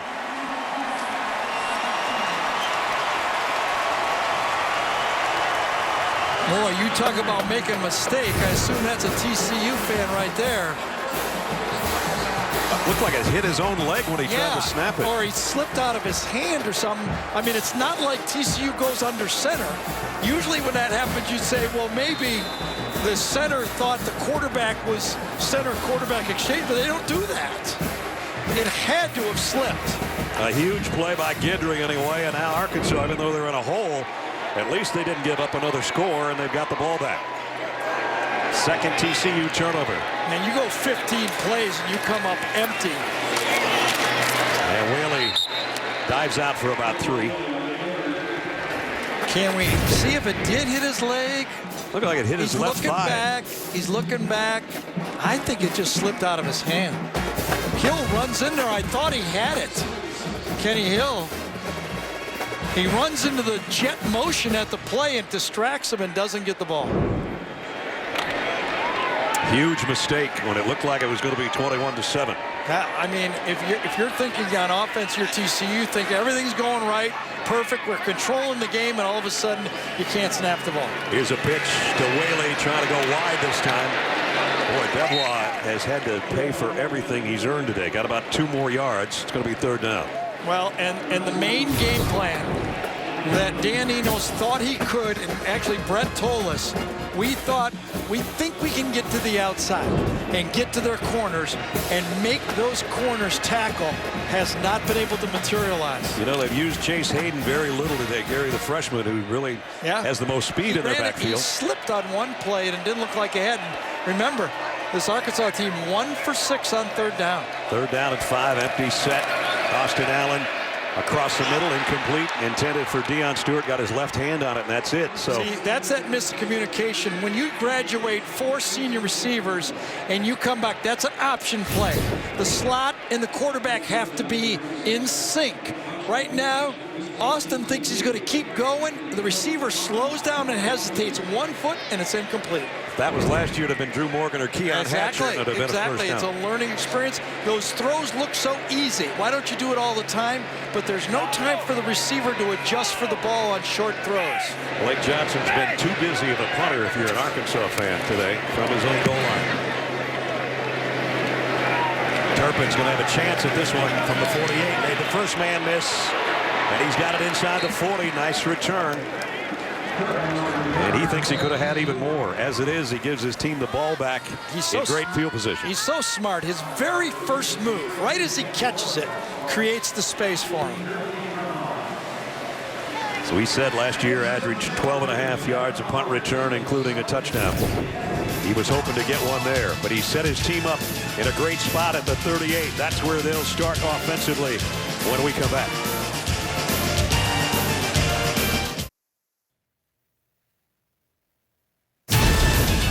The Home Depot SEC on CBS is sponsored by Mercedes-Benz,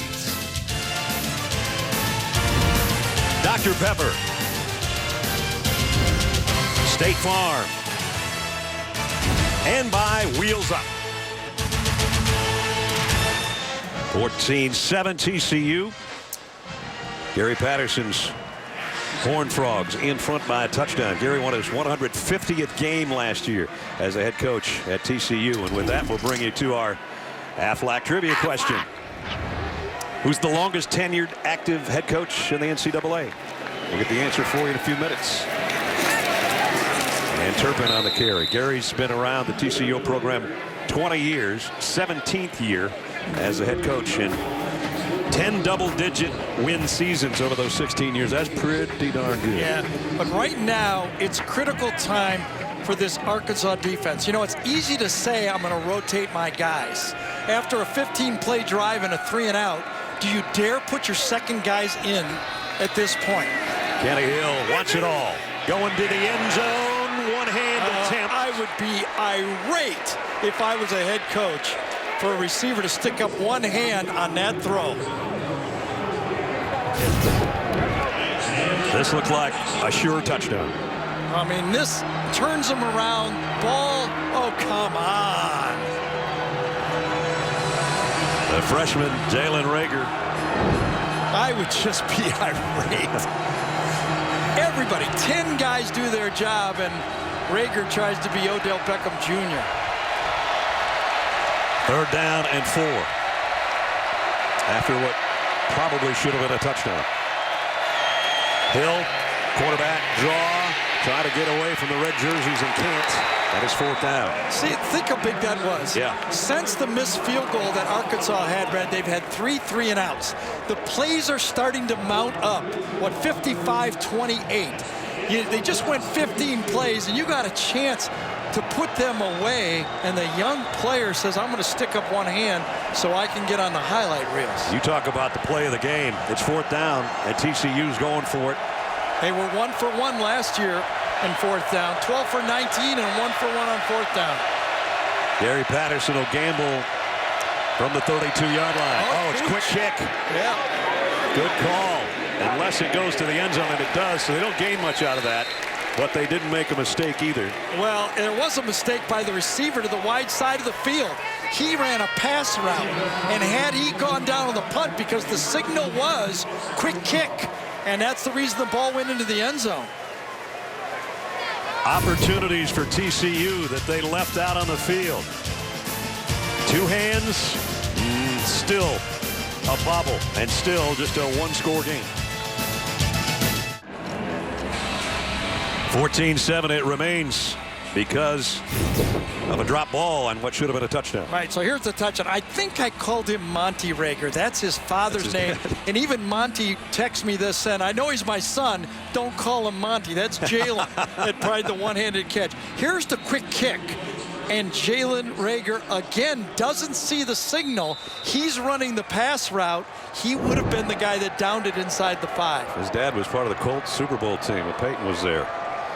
And he's getting a talking to. He did not have a good 5 minutes there. No, that's a touch. They actually, back-to-back scoring opportunities. TCU gets blanked.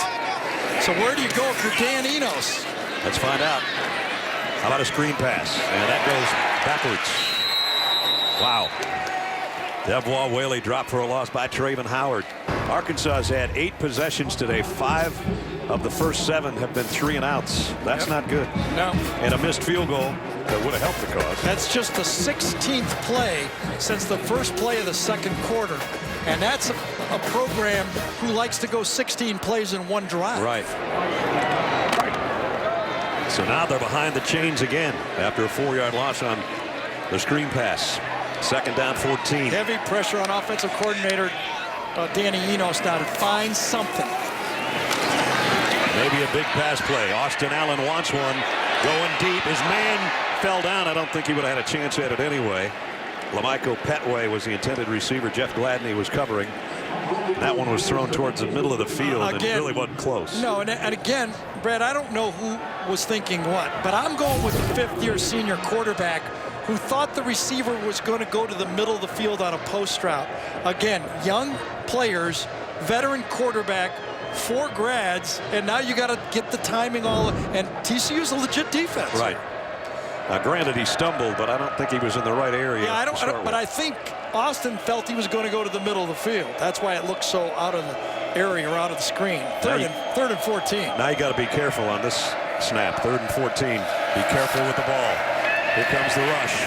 Allen waits. He's going to run with it. He's going to get there. Are you kidding? I know. How about that? Right now, Gary Patterson is going, what is going on? We have 2 opportunities to score and make it a 14-point game. We quick kick. We get their quarterback on 3rd and 14, and you're kidding me? He's going to pick up 14 yards on a broken play? One of their biggest plays of the day. 15-yard scramble, and the senior quarterback got just what he needed. And they keep the drive alive at the 32. Yeah, because he ran out of gas right there. Now it's Williams, and he's got a big gainer this time. David Williams, he'll take some Horned Frogs with him down all the way to the 40-yard line.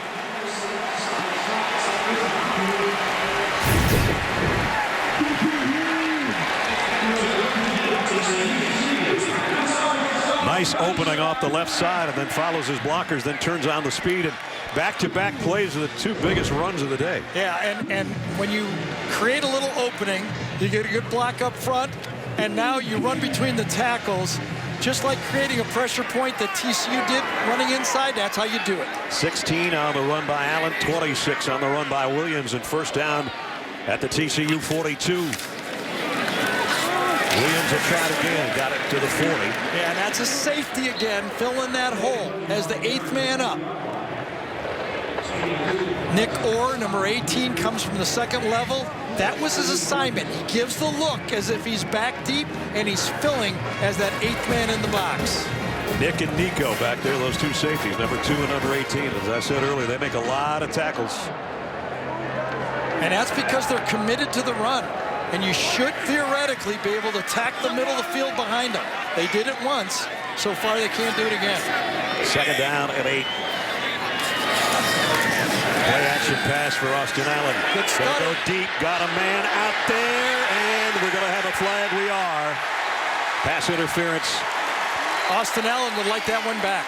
Not a good throw. No, it was underthrown. Yep. Ranthony Tejada is the guy that's a guilty party. Yep. Austin knows exactly what Gary's talking about. He got a stutter to the outside. He knows that the safety's in the box. Pass interference, defense, number 18. A 15-yard penalty, automatic first down. I think it was number 11. But Yeah, 5th-year senior sees right here. I got the safety. I know I got one-on-one to the outside. Stutter, perfect play, got a touchdown.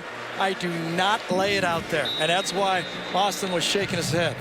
Tejada was a guilty party, number 11, even though number 18 was called. And it's a first down up to 25. So this is rare territory for Arkansas. They haven't spent that much time on this end of the field. Williams stays in there as a single setback, and he's going to get the toss. Will he get some blocks, though? Yes, he did. Almost 10. And all of a sudden, the ground game of Arkansas has come to life. Well, I thought there might be a lot of ways to kind of start this offense up. I didn't think it would be running by Austin Allen on 3rd and 14. That was the spark for sure. Yeah. It's second down and literally inches. We'll call it 1, but it's just shaded outside the 15-yard line. And boy, did Arkansas's defense need this drive. And look at how many Hogs there are up front right now on 2nd and 1. Williams, Nothing. I don't think he got it. Nope. They had every lineman and tight end they have on the roster out there, and he still didn't get the first down. It was kind of slow to develop. It's a little bit of a delayed handoff. He'll come out. He's done most of the work. Devwah Whaley will come in. Now Brett Bielema has to think forward here. You bet. What does he do if he doesn't pick up this one? They don't have a good field goal kicker. At least we don't think so. Not in this direction, at least. Now they've got the fullback in there. It's actually Cantrell now. He goes out on the left side. They're just going to go straight ahead with Whaley. Still on his feet. It's 1st and goal, Arkansas. Fresh legs of Devwah Whaley. Oh, that's what the Arkansas fans have been waiting. Run right behind Ragnow, and they did it. Ragnow teamed up with the young freshman, helped him a little bit, then got to the second level and took the linebacker. Arkansas giving TCU a little taste of their own medicine. They go tempo here. Whaley only got a yard, though. Nice close from the backside on the tackle. And Matt Mosen, the outside defensive end / linebacker, made the stop. It's 2nd down and goal. And this time Arkansas will huddle. Remember in that game a year ago, Arkansas had 1st and goal from the 2 and came away with nothing in that game. They missed a short field goal in the 3rd quarter that really changed the feeling of that game. 2nd down. Whaley behind Austin Allen will get the carry. Same thing. Stopped at the line of scrimmage. Nick Orr. Yep, right off the edge. It's almost like a field goal attack right there. Coming from the edge, he gets right off it, times it out, meets it in the backfield. Wow. And now your threat of play action's gone away. It's 3rd down. Yeah, they're going to wait till the 4th quarter and decide what to do. Man, I got a feeling this feels like an Army-Navy game. This is going so fast. I thought our first game we should elongate it, Yeah. you know? Well, maybe we'll get to overtime. Yeah, it will. End of 3, 14-7. We'll return to Fayetteville after this message and a word from your local station.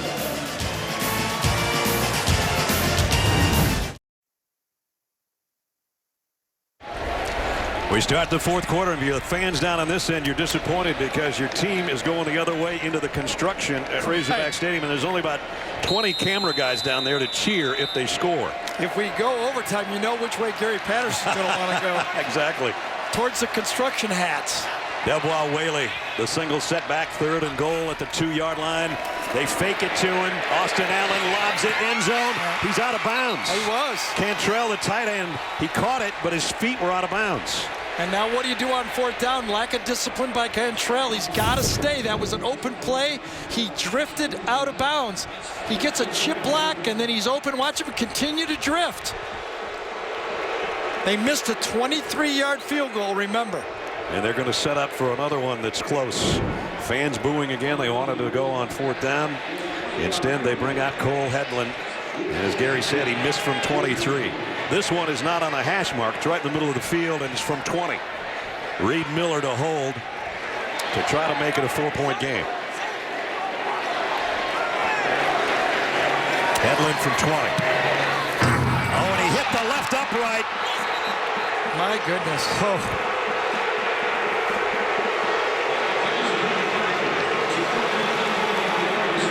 And the kicking follies continue for Arkansas. And TCU did not rush one guy.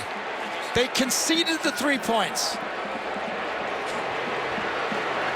You know, I hate to say it. He was closer this time, though. You're terrible. Still 14-7.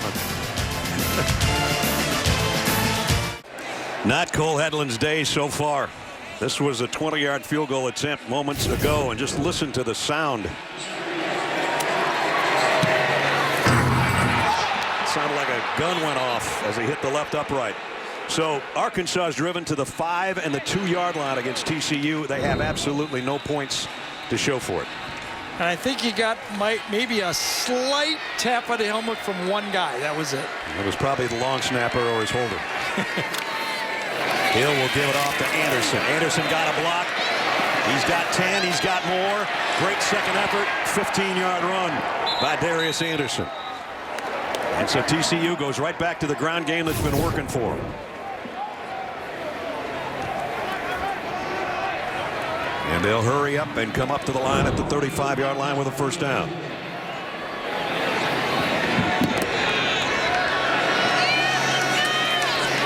Quick throw and catch and pickup of 7 out to Desmond White. Man, that's really the up-tempo offense at its best right there. When you can run it and keep the other team guessing, then you can run the RPO and throw the little bubble screen off it. You know, the whole offensive line was blocking the run on that play. So they've already moved it to the 42. Second down at 3. Again, the counter to Anderson has worked for 16 last time, and it's worked for another big gainer into Arkansas territory. The plays are mounting up against this Arkansas defense.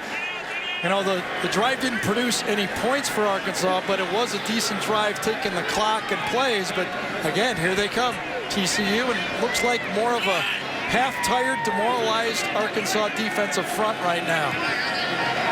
Saw the offensive play disparity. TCU right back in Hogland at the 49-yard line. Kyle Hicks follows his blockers, trying to cut it outside. A nice job by Dre Greenlaw to bring him down for a short gain. Yeah, you have to, if Arkansas is going to mount a comeback in this game, they have to put the onus on Kenny Hill to be the guy. If they're getting a two-handed boxer, Kenny Hill's going to be so comfortable in that pocket making the easy throws. If they don't stop this running game and put it back in the quarterback's hands, might lose that way. Hill might make the throw, but that's their only chance. They're so off balance now. And if TCU gets any points out of this drive, time is of the essence the way Arkansas's offense has sputtered today. 2nd and 9. Hill wanted to go out in the right flat. Now he's going to scramble around and take off on his own. Ooh, took a big shot and bounced off it. Great second effort by Kenny Hill. He got popped by Greenlaw, and he picked up about 5 more yards after that. Yeah, everybody thinks the quarterback's going to run out of bounds. Greenlaw doesn't know if he can hit him or he's going to go out of bounds, and at the last second, he turns back up and inside and makes the first down. Good run. And we got a guy down. I think it's Dwayne Eugene, number 35. Yep. We've been relatively injury-free today, which is good. So, clock stop, 12.5 to go. TCU on the move and already trailing, leading, I should say, by a touchdown.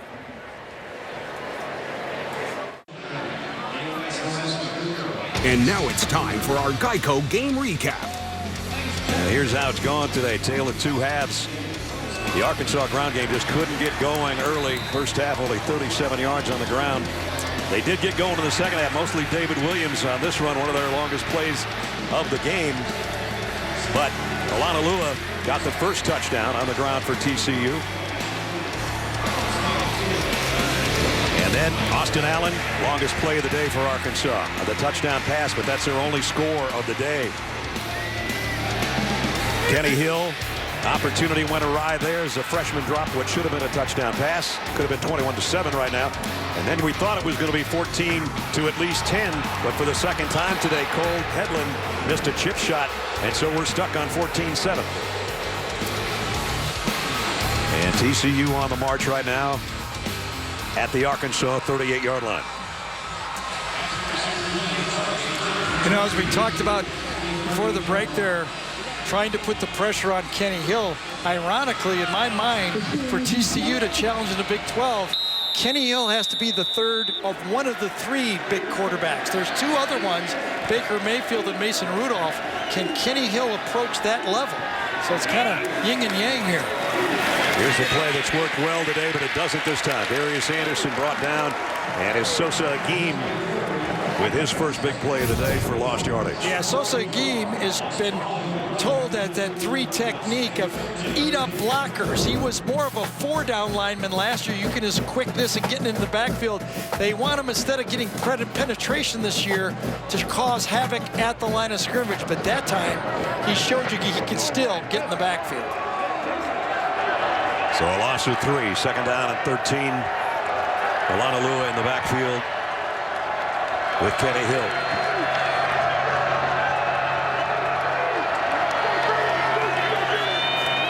It's a pass all the way. Hill, left sideline, overshot John Diarse. And now it's a play of the game coming up for the Arkansas defense.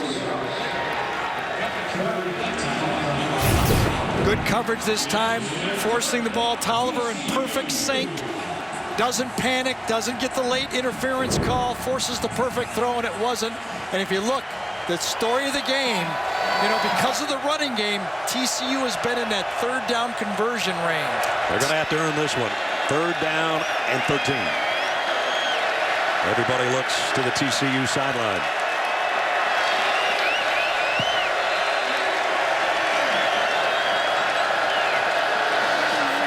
Hill going to throw it short to Alanalua. He doesn't have much room to work with, and a nice job by Arkansas as Randy Ramsey brought him down. Maybe a gain of 1, but it's 4th down. Boy, you can really feel that Sonny Cumbie and Gary Patterson or whoever's talking on the sidelines, they just don't want to allow Kenny Hill to make a big mistake. They're willing to let him throw on 1st and 2nd down or within sync of the chains, but on 3rd and long, they don't let him do it. I'm hoping this is just a cramp. Randy Ramsey's the guy that made the tackle. It didn't look like he got up immediately and then went back down. And a lot of people felt that Ramsey would be the guy that benefited the most from going to the 3-4. Yeah. Let's take a look as he gets whipped around a little bit. Got hit by his own guy. Yeah, that looks dangerous. Knee to knee.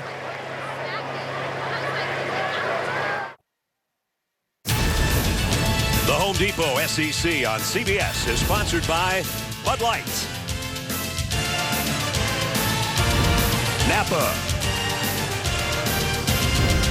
Geico, and by Chick-fil-A. Back at Frank Broyles Field and Razorback Stadium in Fayetteville. Punting situation coming up for TCU right now. And that's Andre Tolliver back as the punt return man, a 4-year starter, as Arkansas is going to get the ball back here. 11:07 remaining. But they've missed 2 chip shot field goals. They need to put some offense together once they return this. Adam Nunez to kick. Arkansas playing defense safe here. Just in case. Yep.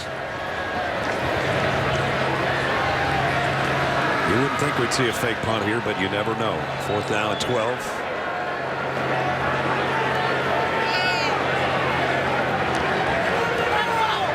Now they make the call. One of the protection group, Cole Hunt, number 81, made the call.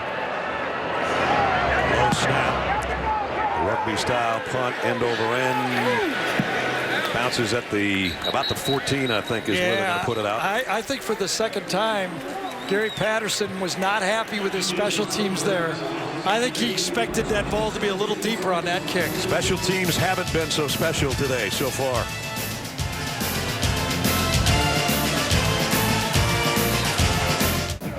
We've had a lot of tempo stuff in this game, and we almost forgot to answer the Aflac trivia question for you that we asked earlier, and that was, who's the longest tenured active head coach in the NCAA? We told you Gary Patterson, 17th year. Kirk Ferentz, 19th, and his team beat the Cyclones of Iowa State today in overtime. So it's Kirk, Gary, Mike Gundy, Frank Solich. I can't believe Frank's been there 13 years. That's unbelievable. Kyle Whittingham, 13. Of course, Bob Stoops would have been in that group had he not retired. He would have been number 2.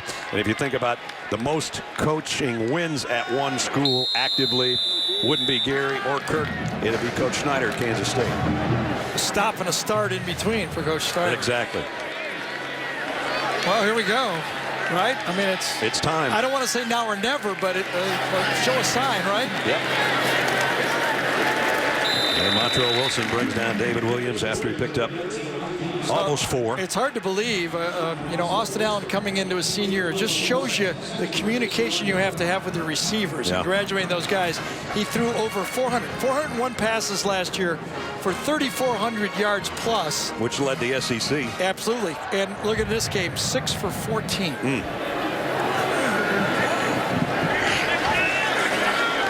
pointing out the middle linebacker, if you can find one on this defense. For the most part, it's Draven Howard. There's the long handoff fake, and now he's going to run it. Covered. Great job. And he took another huge shot from Wilson. He's taking some hits today. I mean, the bootleg was covered. They're trying to come across, and nobody's there. Nobody's open. Look at right here. Looking at the crossing route.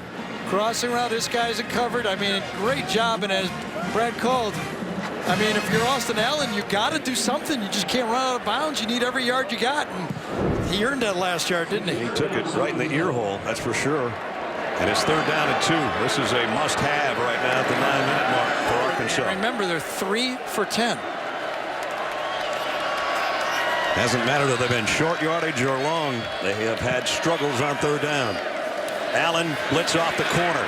Throw in the flat. Got his man. Complete 1st down out to the 32 to Deion Stewart. Yeah, they crossed the receivers that time. Nice little package. Cross the receivers, goes in motion, crisscross, wide open throw, puts it right there, and you can't drop that when you need the 1st down too badly. Even with that, Austin had to sort of sidearm it at the end because he got some pressure off the top side. You know what he also had to do? He had to kind of throw early and pick a spot because he could feel the guy coming. Don't forget, later in the game, the play of the game presented by Napa Auto Parts. Boy, I tell you, TCU, what is their deepest guy is 4 yards off the line of scrimmage. Allen on play action. Throws incomplete, intended for the tight end, Austin Cantrell. And the tight end does not scare Nico Small. You know, he stride for stride, and that was a gobble-up coverage that time. Yeah, if that was Travis Henry, might have scared him, but Cantrell not that level right now as a tight end for Arkansas. So it's 2nd down and 10. Clock stop of 8:19. 7 out of 16. 112 and a touchdown. And you can't blame the call. I mean, TCU's got everybody at the line of scrimmage. You run a play action pass, and they turn around and fit every crossing route out there. That is just great defense. Trying to get wide as Williams. He finally did, and he's got a 1st down. He's been the best back today, but there's flags all over the place. And the whole Arkansas bench saw the hold because the jersey was being grabbed It was on Cantrell. the play. Yep, Cantrell on Bozen. Here's a call. Holding. Offense, number 44. 10-yard penalty. Repeat, second down. That jersey gets distorted. Your tight end, everyone is always, there's an official that looks at the tight end on every play. And you see how that jersey got distorted? Brett Bielema and Dan Enos on the Arkansas sideline knew it before the guy threw the flag. Yeah. So now we're under 8 minutes, and just when they had something working, they go 10 yards backwards, 2nd and 20. I mean, 14-7 though. You got to just concentrate and do the little things. Pick up half of it. Allen going to go deep. Wants a bunch of it. Oh, he shot everybody. Let's go to Adam Zucker in our New York studios for a Ford update. Adam. All right, Brad. Texas defense having a much easier time with San Jose State than they did with Maryland. Holton Hill, 2 non-offensive touchdowns last week. A pick-6 here to make it 35-0 late in the 3rd quarter. They're knocking on the door again now that the 4th is underway. We'll see what they can do against USC on the road next week. Brad and Gary. Well, Tom Herman can breathe a little bit easier maybe when that one's over. It wasn't a good week in Austin, that's for sure. Brad, right now, the TCU defense has literally no respect or fear at all for the receivers for Arkansas. Play fake. Allen trying to step up. He's going to run right into big number 94, Corey Bethley. Again, nothing. Nobody open. Nobody open. A deep crossing route. The TCU linebackers are sinking back 15 yards, making everything happen behind them, and there's nothing there. Nobody to throw the ball to. It brings up a punting situation again. Literally, the young receivers, there's no guy that stresses this defense for TCU. Yep. The guy back as a punt returner will stress you out a little bit if he gets his hands on one. Cavante Turpin. Turpin back at the 40. And he's got to call a fair catch, but it's great field position again around the 46-yard line. If TCU does any kind of decent drive, Arkansas might not touch the ball again. And if you're Sonny Cumbie, as you look at this drive, you tell you that offense, if we put points on the board, we win. Right.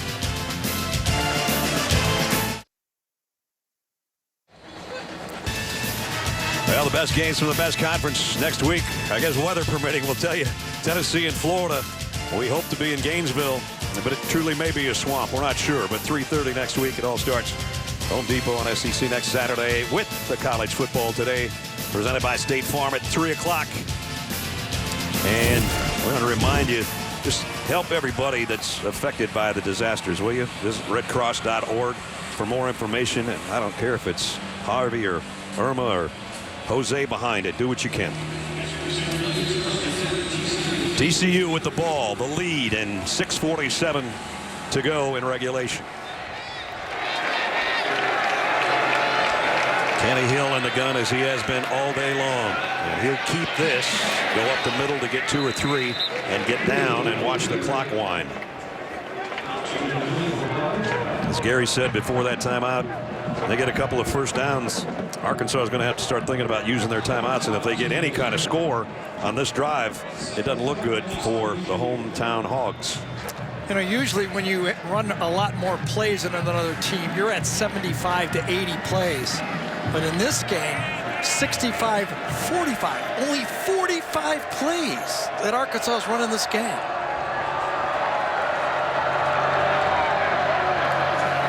Hill will throw. Maybe. He does, and he hit his target perfectly for a first down. Sean Nixon. That was a nice throw going to his left. One of the things you have to remember, when you're going left or right, when you're on the run and the receiver's on the run, you're going the same speed. So you throw the ball right at him. Physics. Remember, we learned that, Brad, in school. I didn't do well in physics. Come on. You don't lead him. When you're running and he's running, it's as if you're both. Remember when you throw the ball up in the car and it comes back down to you? There it is. 66-45. And normally it's Arkansas that chews up clock but not today. And TCU is going to take a timeout here. With 5:33 remaining, Gary Patterson wants to make sure everybody's on the same page. Yeah, and if you look at Gary Patterson and you look what they've got in front of them, before mid-October, they have to play Oklahoma State, Kansas State, on Arkansas on the road. Woo. You look in at Razorback Stadium where the home team's down a touchdown. And looking at Kenny Hill and TCU here in the fourth quarter with 5.5 to go. Arkansas almost has to pretend the 34-yard line is the goal line. They have to put their toes in the ground right there and not back up. They can't allow a first down. Darius Anderson's had a big game. He gets another call. Heads to the corner, wants to stay in bounds, and does at the 41-yard line. Coming up after our game, stay tuned for the CBS Sports post-game show powered by Ram. Adam, Rick, and BJ will be along with you. All the scores and highlights. There have not been a lot of offensive highlights in this one. One touchdown by Arkansas, a couple on the ground by TCU, which you would think would be the exact opposite when you look at these two teams and their history. Yeah, the highlight for TCU fans has been the thud off the goalpost so far. The sound. Exactly. Right? Yep, that sounded like a cannon down there in the left end zone. They're taking their time now. Can they go slow and get a first down? Play fake. Hill looked like he wanted to throw. He still does, I guess. And now he's going to go down. Four guys get to him, led by Kevin Richardson. Well, Paul Rhodes brought the house that time from the edge. Kevin Richardson flushes him, and then he cleans him up at the end of it. If Arkansas is to have a chance, they have to have this stop. Well, you know that TCU is nervous about giving the ball back to Austin Allen. That didn't work last year. He took him down in 62 seconds to tie the game up. So here's the biggest play so far. 3rd down and 12. 3 wideouts to Kenny Hill's left. Asking for the ball. Looking that way. Has time. Throws deep. And tipped. Incomplete. And here comes a flag. And I think the receiver went for the interference on that play.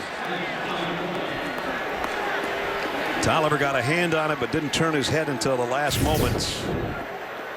Pass interference, defense, number 5. That's a 15-yard penalty. Automatic first down. That's a good call. And that was a great veteran play by Darce that time, number 9. He knew that the corner on that play was in trouble. The ball was floating, and he went for the pass interference on that one. That's a great play by him because he had his man beat by about 4 yards, and when he knew it was underthrown, absolutely. He just came back and he knew that there'd be panic, and why wouldn't you panic if you're an Arkansas player? I got a touchdown. It's underthrown. Make it work. And look at him put his hands out like that. He wanted the call the whole way. First down at the 31, and now they can go back to the ground game, and Hicks and grinding the clock down. 3:45. Now Brett has to start thinking, when do I use them? Exactly. He's got 3 timeouts we're talking about. And they're going to use as much of that. Going to be around the 3-minute mark. Remember when when we used to work together, we used to have to remember this. Now it's just right there. I know, it's pretty simple. Oh, it's easy. It's easy. I love technology. Right. Before we used to have those cards and scratch out a number and all that stuff. 3 down, 2 middle. Just outside the 27. TCU. They're coming. They're all out. Here's what they've done all game. Darius Anderson. And now he knows to stay in bounds and cut back inside. Smart play by number 6. Yep. Knew he had the first down. Gets to the outside and says, even though he's just a sophomore, had that big game against Texas last year when he put over 100 yards and 3 carries, and look at that. I'm a heady player too, Coach. I think he's past what he did last year. And now Brett has no choice. He's going to have to call a timeout after every play. Yeah. That's 93 yards on the ground for Darius, but he's been the guy that's carried the load today. And we're down to 2.5. It'll be less than 2.5 when Kenny Hill takes the snap. He's going to be under center. When have we said that earlier? Not many times. And here's Anderson going the other way. Inside the 10. Anderson, touchdown. And there's the capper for the Horned Frogs.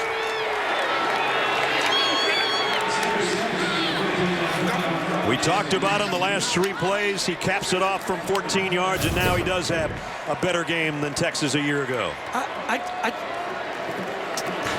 I'm so confused here. They were going for the ball so much on that play. Santos Ramirez had him dead, and he went to tackle the ball. It almost appeared, and I know they wouldn't do this, it almost appeared like they'd let him score to get the ball back. This is too big of a lead to do that. Right. Man, he ran right through 2 tackles. I think it was... You know, the 3 touchdown runs, they've barely been touched here. I know. Extra point is good. And Brett was standing right next to the official to signal timeout. So that was not a called play to let them score to get it back. But this guy has been the man. 15 carries, 106 yards, and probably the capper in this game. Touchdown, TCU. 21-7 now, TCU on the road and close to a big road victory. And that guy has been the star of the show for the Horned Frogs, Darius Anderson. Capping a 55-yard drive and 7 plays in about 4.5 minutes to make it a 2-touchdown lead.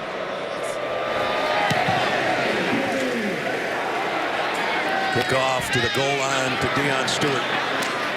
Oh, and the ball comes out, and I think TCU's got it. So just when Arkansas needed a big play, it went the other way on him.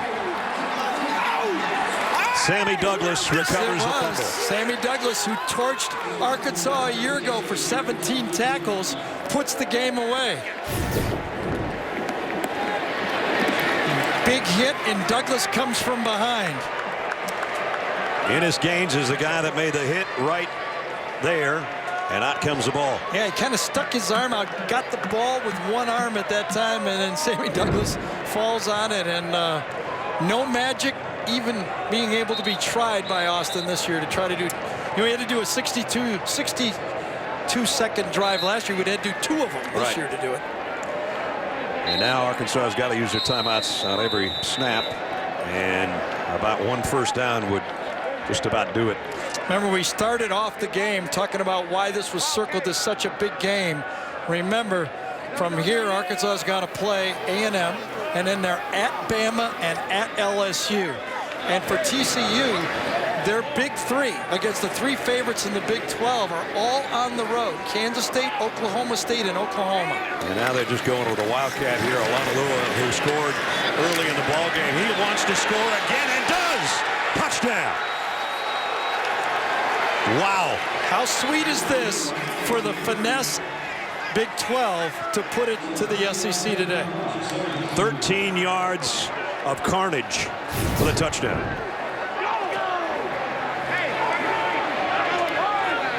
I'm talking about 225 pounds of "you are not bringing me down." Second touchdown run of the day for number 33. Yeah, that's humiliating to your football team. Back-to-back plays like that. And no one's going to feel sorry for Arkansas. Nope.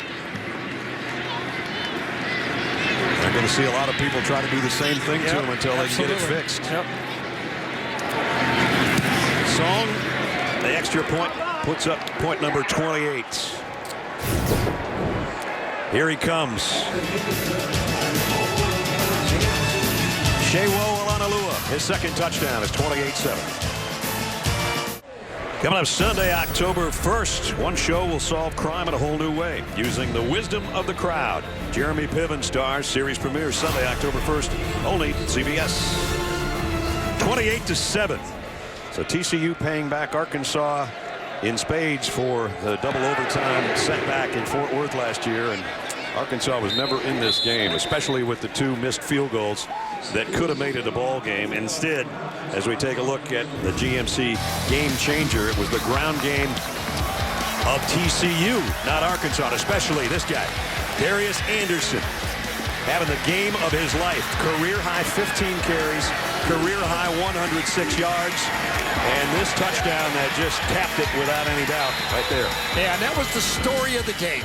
TCU be able to run the ball between the tackles right at this Arkansas front 7, and then You know, a side story, I think, is the youth at receiver for Arkansas. No doubt.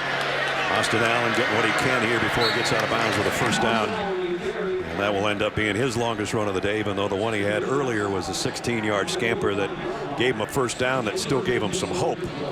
But and you know what play stood out to me the most is, remember that early third down throw over the middle where the receiver was hooking up and Austin was leading him across the field. Yeah. You know, that there, right there you go, whoa. And that's how intricate the passing game is on the college level like that. You have to be on the same page, and the young receiver and the fifth-year quarterback were not. That's when he was wondering where Keon Hatcher, Drew Morgan, and Jeremy Sprinkle were. That throw down the middle hits number 1, Jared Cornelius, right in the hands, and he dropped it. Gary talked about TCU's schedule before that last time out. Look at the ats. Whew. I know. You know you got to score a lot of points at Oklahoma State. And even Gary said that when he had that turnaround year in 14, he had, what, 9 or 10 games in the state of Texas. This year, you look at Oklahoma State, you're right, Texas Tech scores a lot of points. Yeah. I mean, they're going to earn it. Well, I did think they were a sleeper good team, though. You did. Yeah, we talked about that a couple weeks ago. Right. I really thought that what they had coming back, 21 seniors, veterans, and a lot of offensive line positions, I thought they had a chance. Austin Allen just got totally crushed after he let go of that football by about 3 different Horned Frog defenders.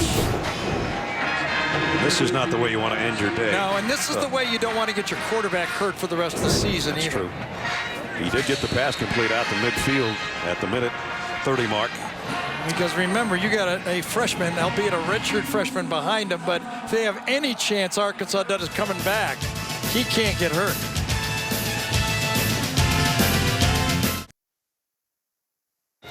Monday on Colbert, Stevens got John Oliver plus Woody Harrelson. That should be some laughs. Then Tuesday, don't miss Daniel Craig. He's back as Bond, James Bond, on the Emmy-nominated Late Show, only CBS.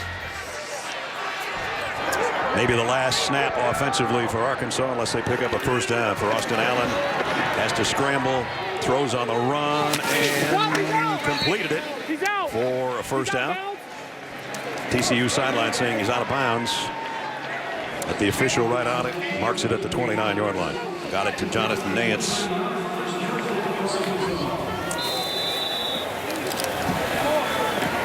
.110 remaining. Arkansas has got 2 timeouts. And all these games, these conference games, have ramifications.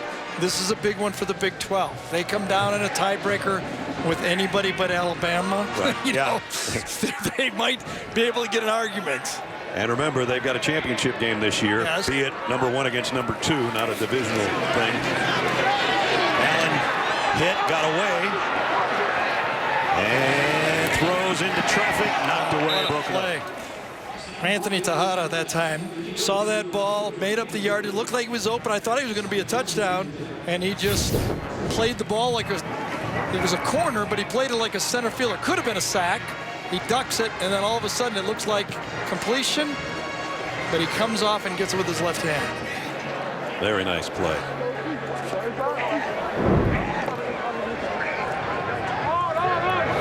Austin Allen still look up the big screen on this end to see how that play ended. You talk about garbage yardage here. The only thing that you can make the argument, I think Brett will, is we needed to get routes for our young receivers to go out there and run routes in live action. I don't know if I know you can see the frustration, and that's not with that play. That's the last straw of a day of frustration right there. I think that was aimed at Deion Stewart, but I'm not 100% sure. Plus, Austin took another one right in the chest when he let go of the ball. Yeah, and TCU only rushing 3 guys. Right. So 3rd down and 10. Last year, TCU had 46 sacks, the most of a Gary Patterson career. And it looks like they got the same guys going this year, don't they? Absolutely. Here they come with 6. And Austin Allen has to run for his life again. And he took another shot and just threw it in the ground. And it's 4th down. You know, Gary Patterson, we mentioned, got his 150th win last week in their opener, and he said, you know what, I'd like to get to 160. If he would do that, that would make an 11-win season. Very and he'd good. take that, right? Right. You know, we talk about the great jobs done in college football. We always, go Bill Snyder, but this guy right here, I mean, Brad, when we worked together, we did a TCU game. I looked around back then and go, are they even going to be playing football in 10 years? They almost shut it down, remember? Right. Well, he's put this team and helped put that city in a football mode. Maybe the last snap for Arkansas. 4th and 10. Allen hit, down he goes, and it is the last snap. And again, it was Issahaku from the secondaries. They brought everybody. They figured, well, you know what? I don't think he can complete a pass because I don't think his receivers can get open. So TCU is going to be 2-0. The last 3 years, even though they had a lost year kind of last year at 6-7, they have been second best in the Big 12 with a record of 29-10, only second to Oklahoma, and also 19-8 in conference play. So this is a big nice ribbon for them. It is, and but for us, when we do games now, we get out of here. We're going to go do another hot game next week. Okay, for Arkansas. Now you got to go in that locker room, look at each other, and know that's all you got, and you got to tee it up in practice this week and get ready. Yeah, we can't sign any free agents. That's exactly right. Tough day for Austin Allen and the entire Razorback team. Gary Patterson getting closer to 160. That's 151 and a big win on the road over Brett Bielema's Arkansas Razorbacks. And the Razorbacks have fallen to 1-1. They've got an open date next week, and then 2 weeks from now they play Texas A&M at Arlington at Jerry's World. 28-7. As we take a look at the play of the game presented by Napa Auto Parts. And normally it would be a big run or a big pass play, but this is the one that started to help to ice the game. Look up there, Jonathan Ars at the top of your screen. And this was an underthrown ball, and he came back to it. That led to a pass interference call. It eventually led to another touchdown. Smart play by the wide receiver. Yeah, in basketball, that would be like drawing a charge. Beautiful, yeah. Big win. Kenny Hill, he's now 2-1 against the Razorbacks. 1 win at TCU and 1 at A&M back in the day. His ground game was sensational, though. Don't forget, NCIS 48 hours coming up tonight. Next Saturday, we hope to have the Gators and the Volunteers for you. For Gary Danielson and Allie LaForce, I'm Brad Nessler saying so long from Fayetteville. Final score, TCU 28-7. The Ram postgame show is up next after these messages. So long from Fayetteville.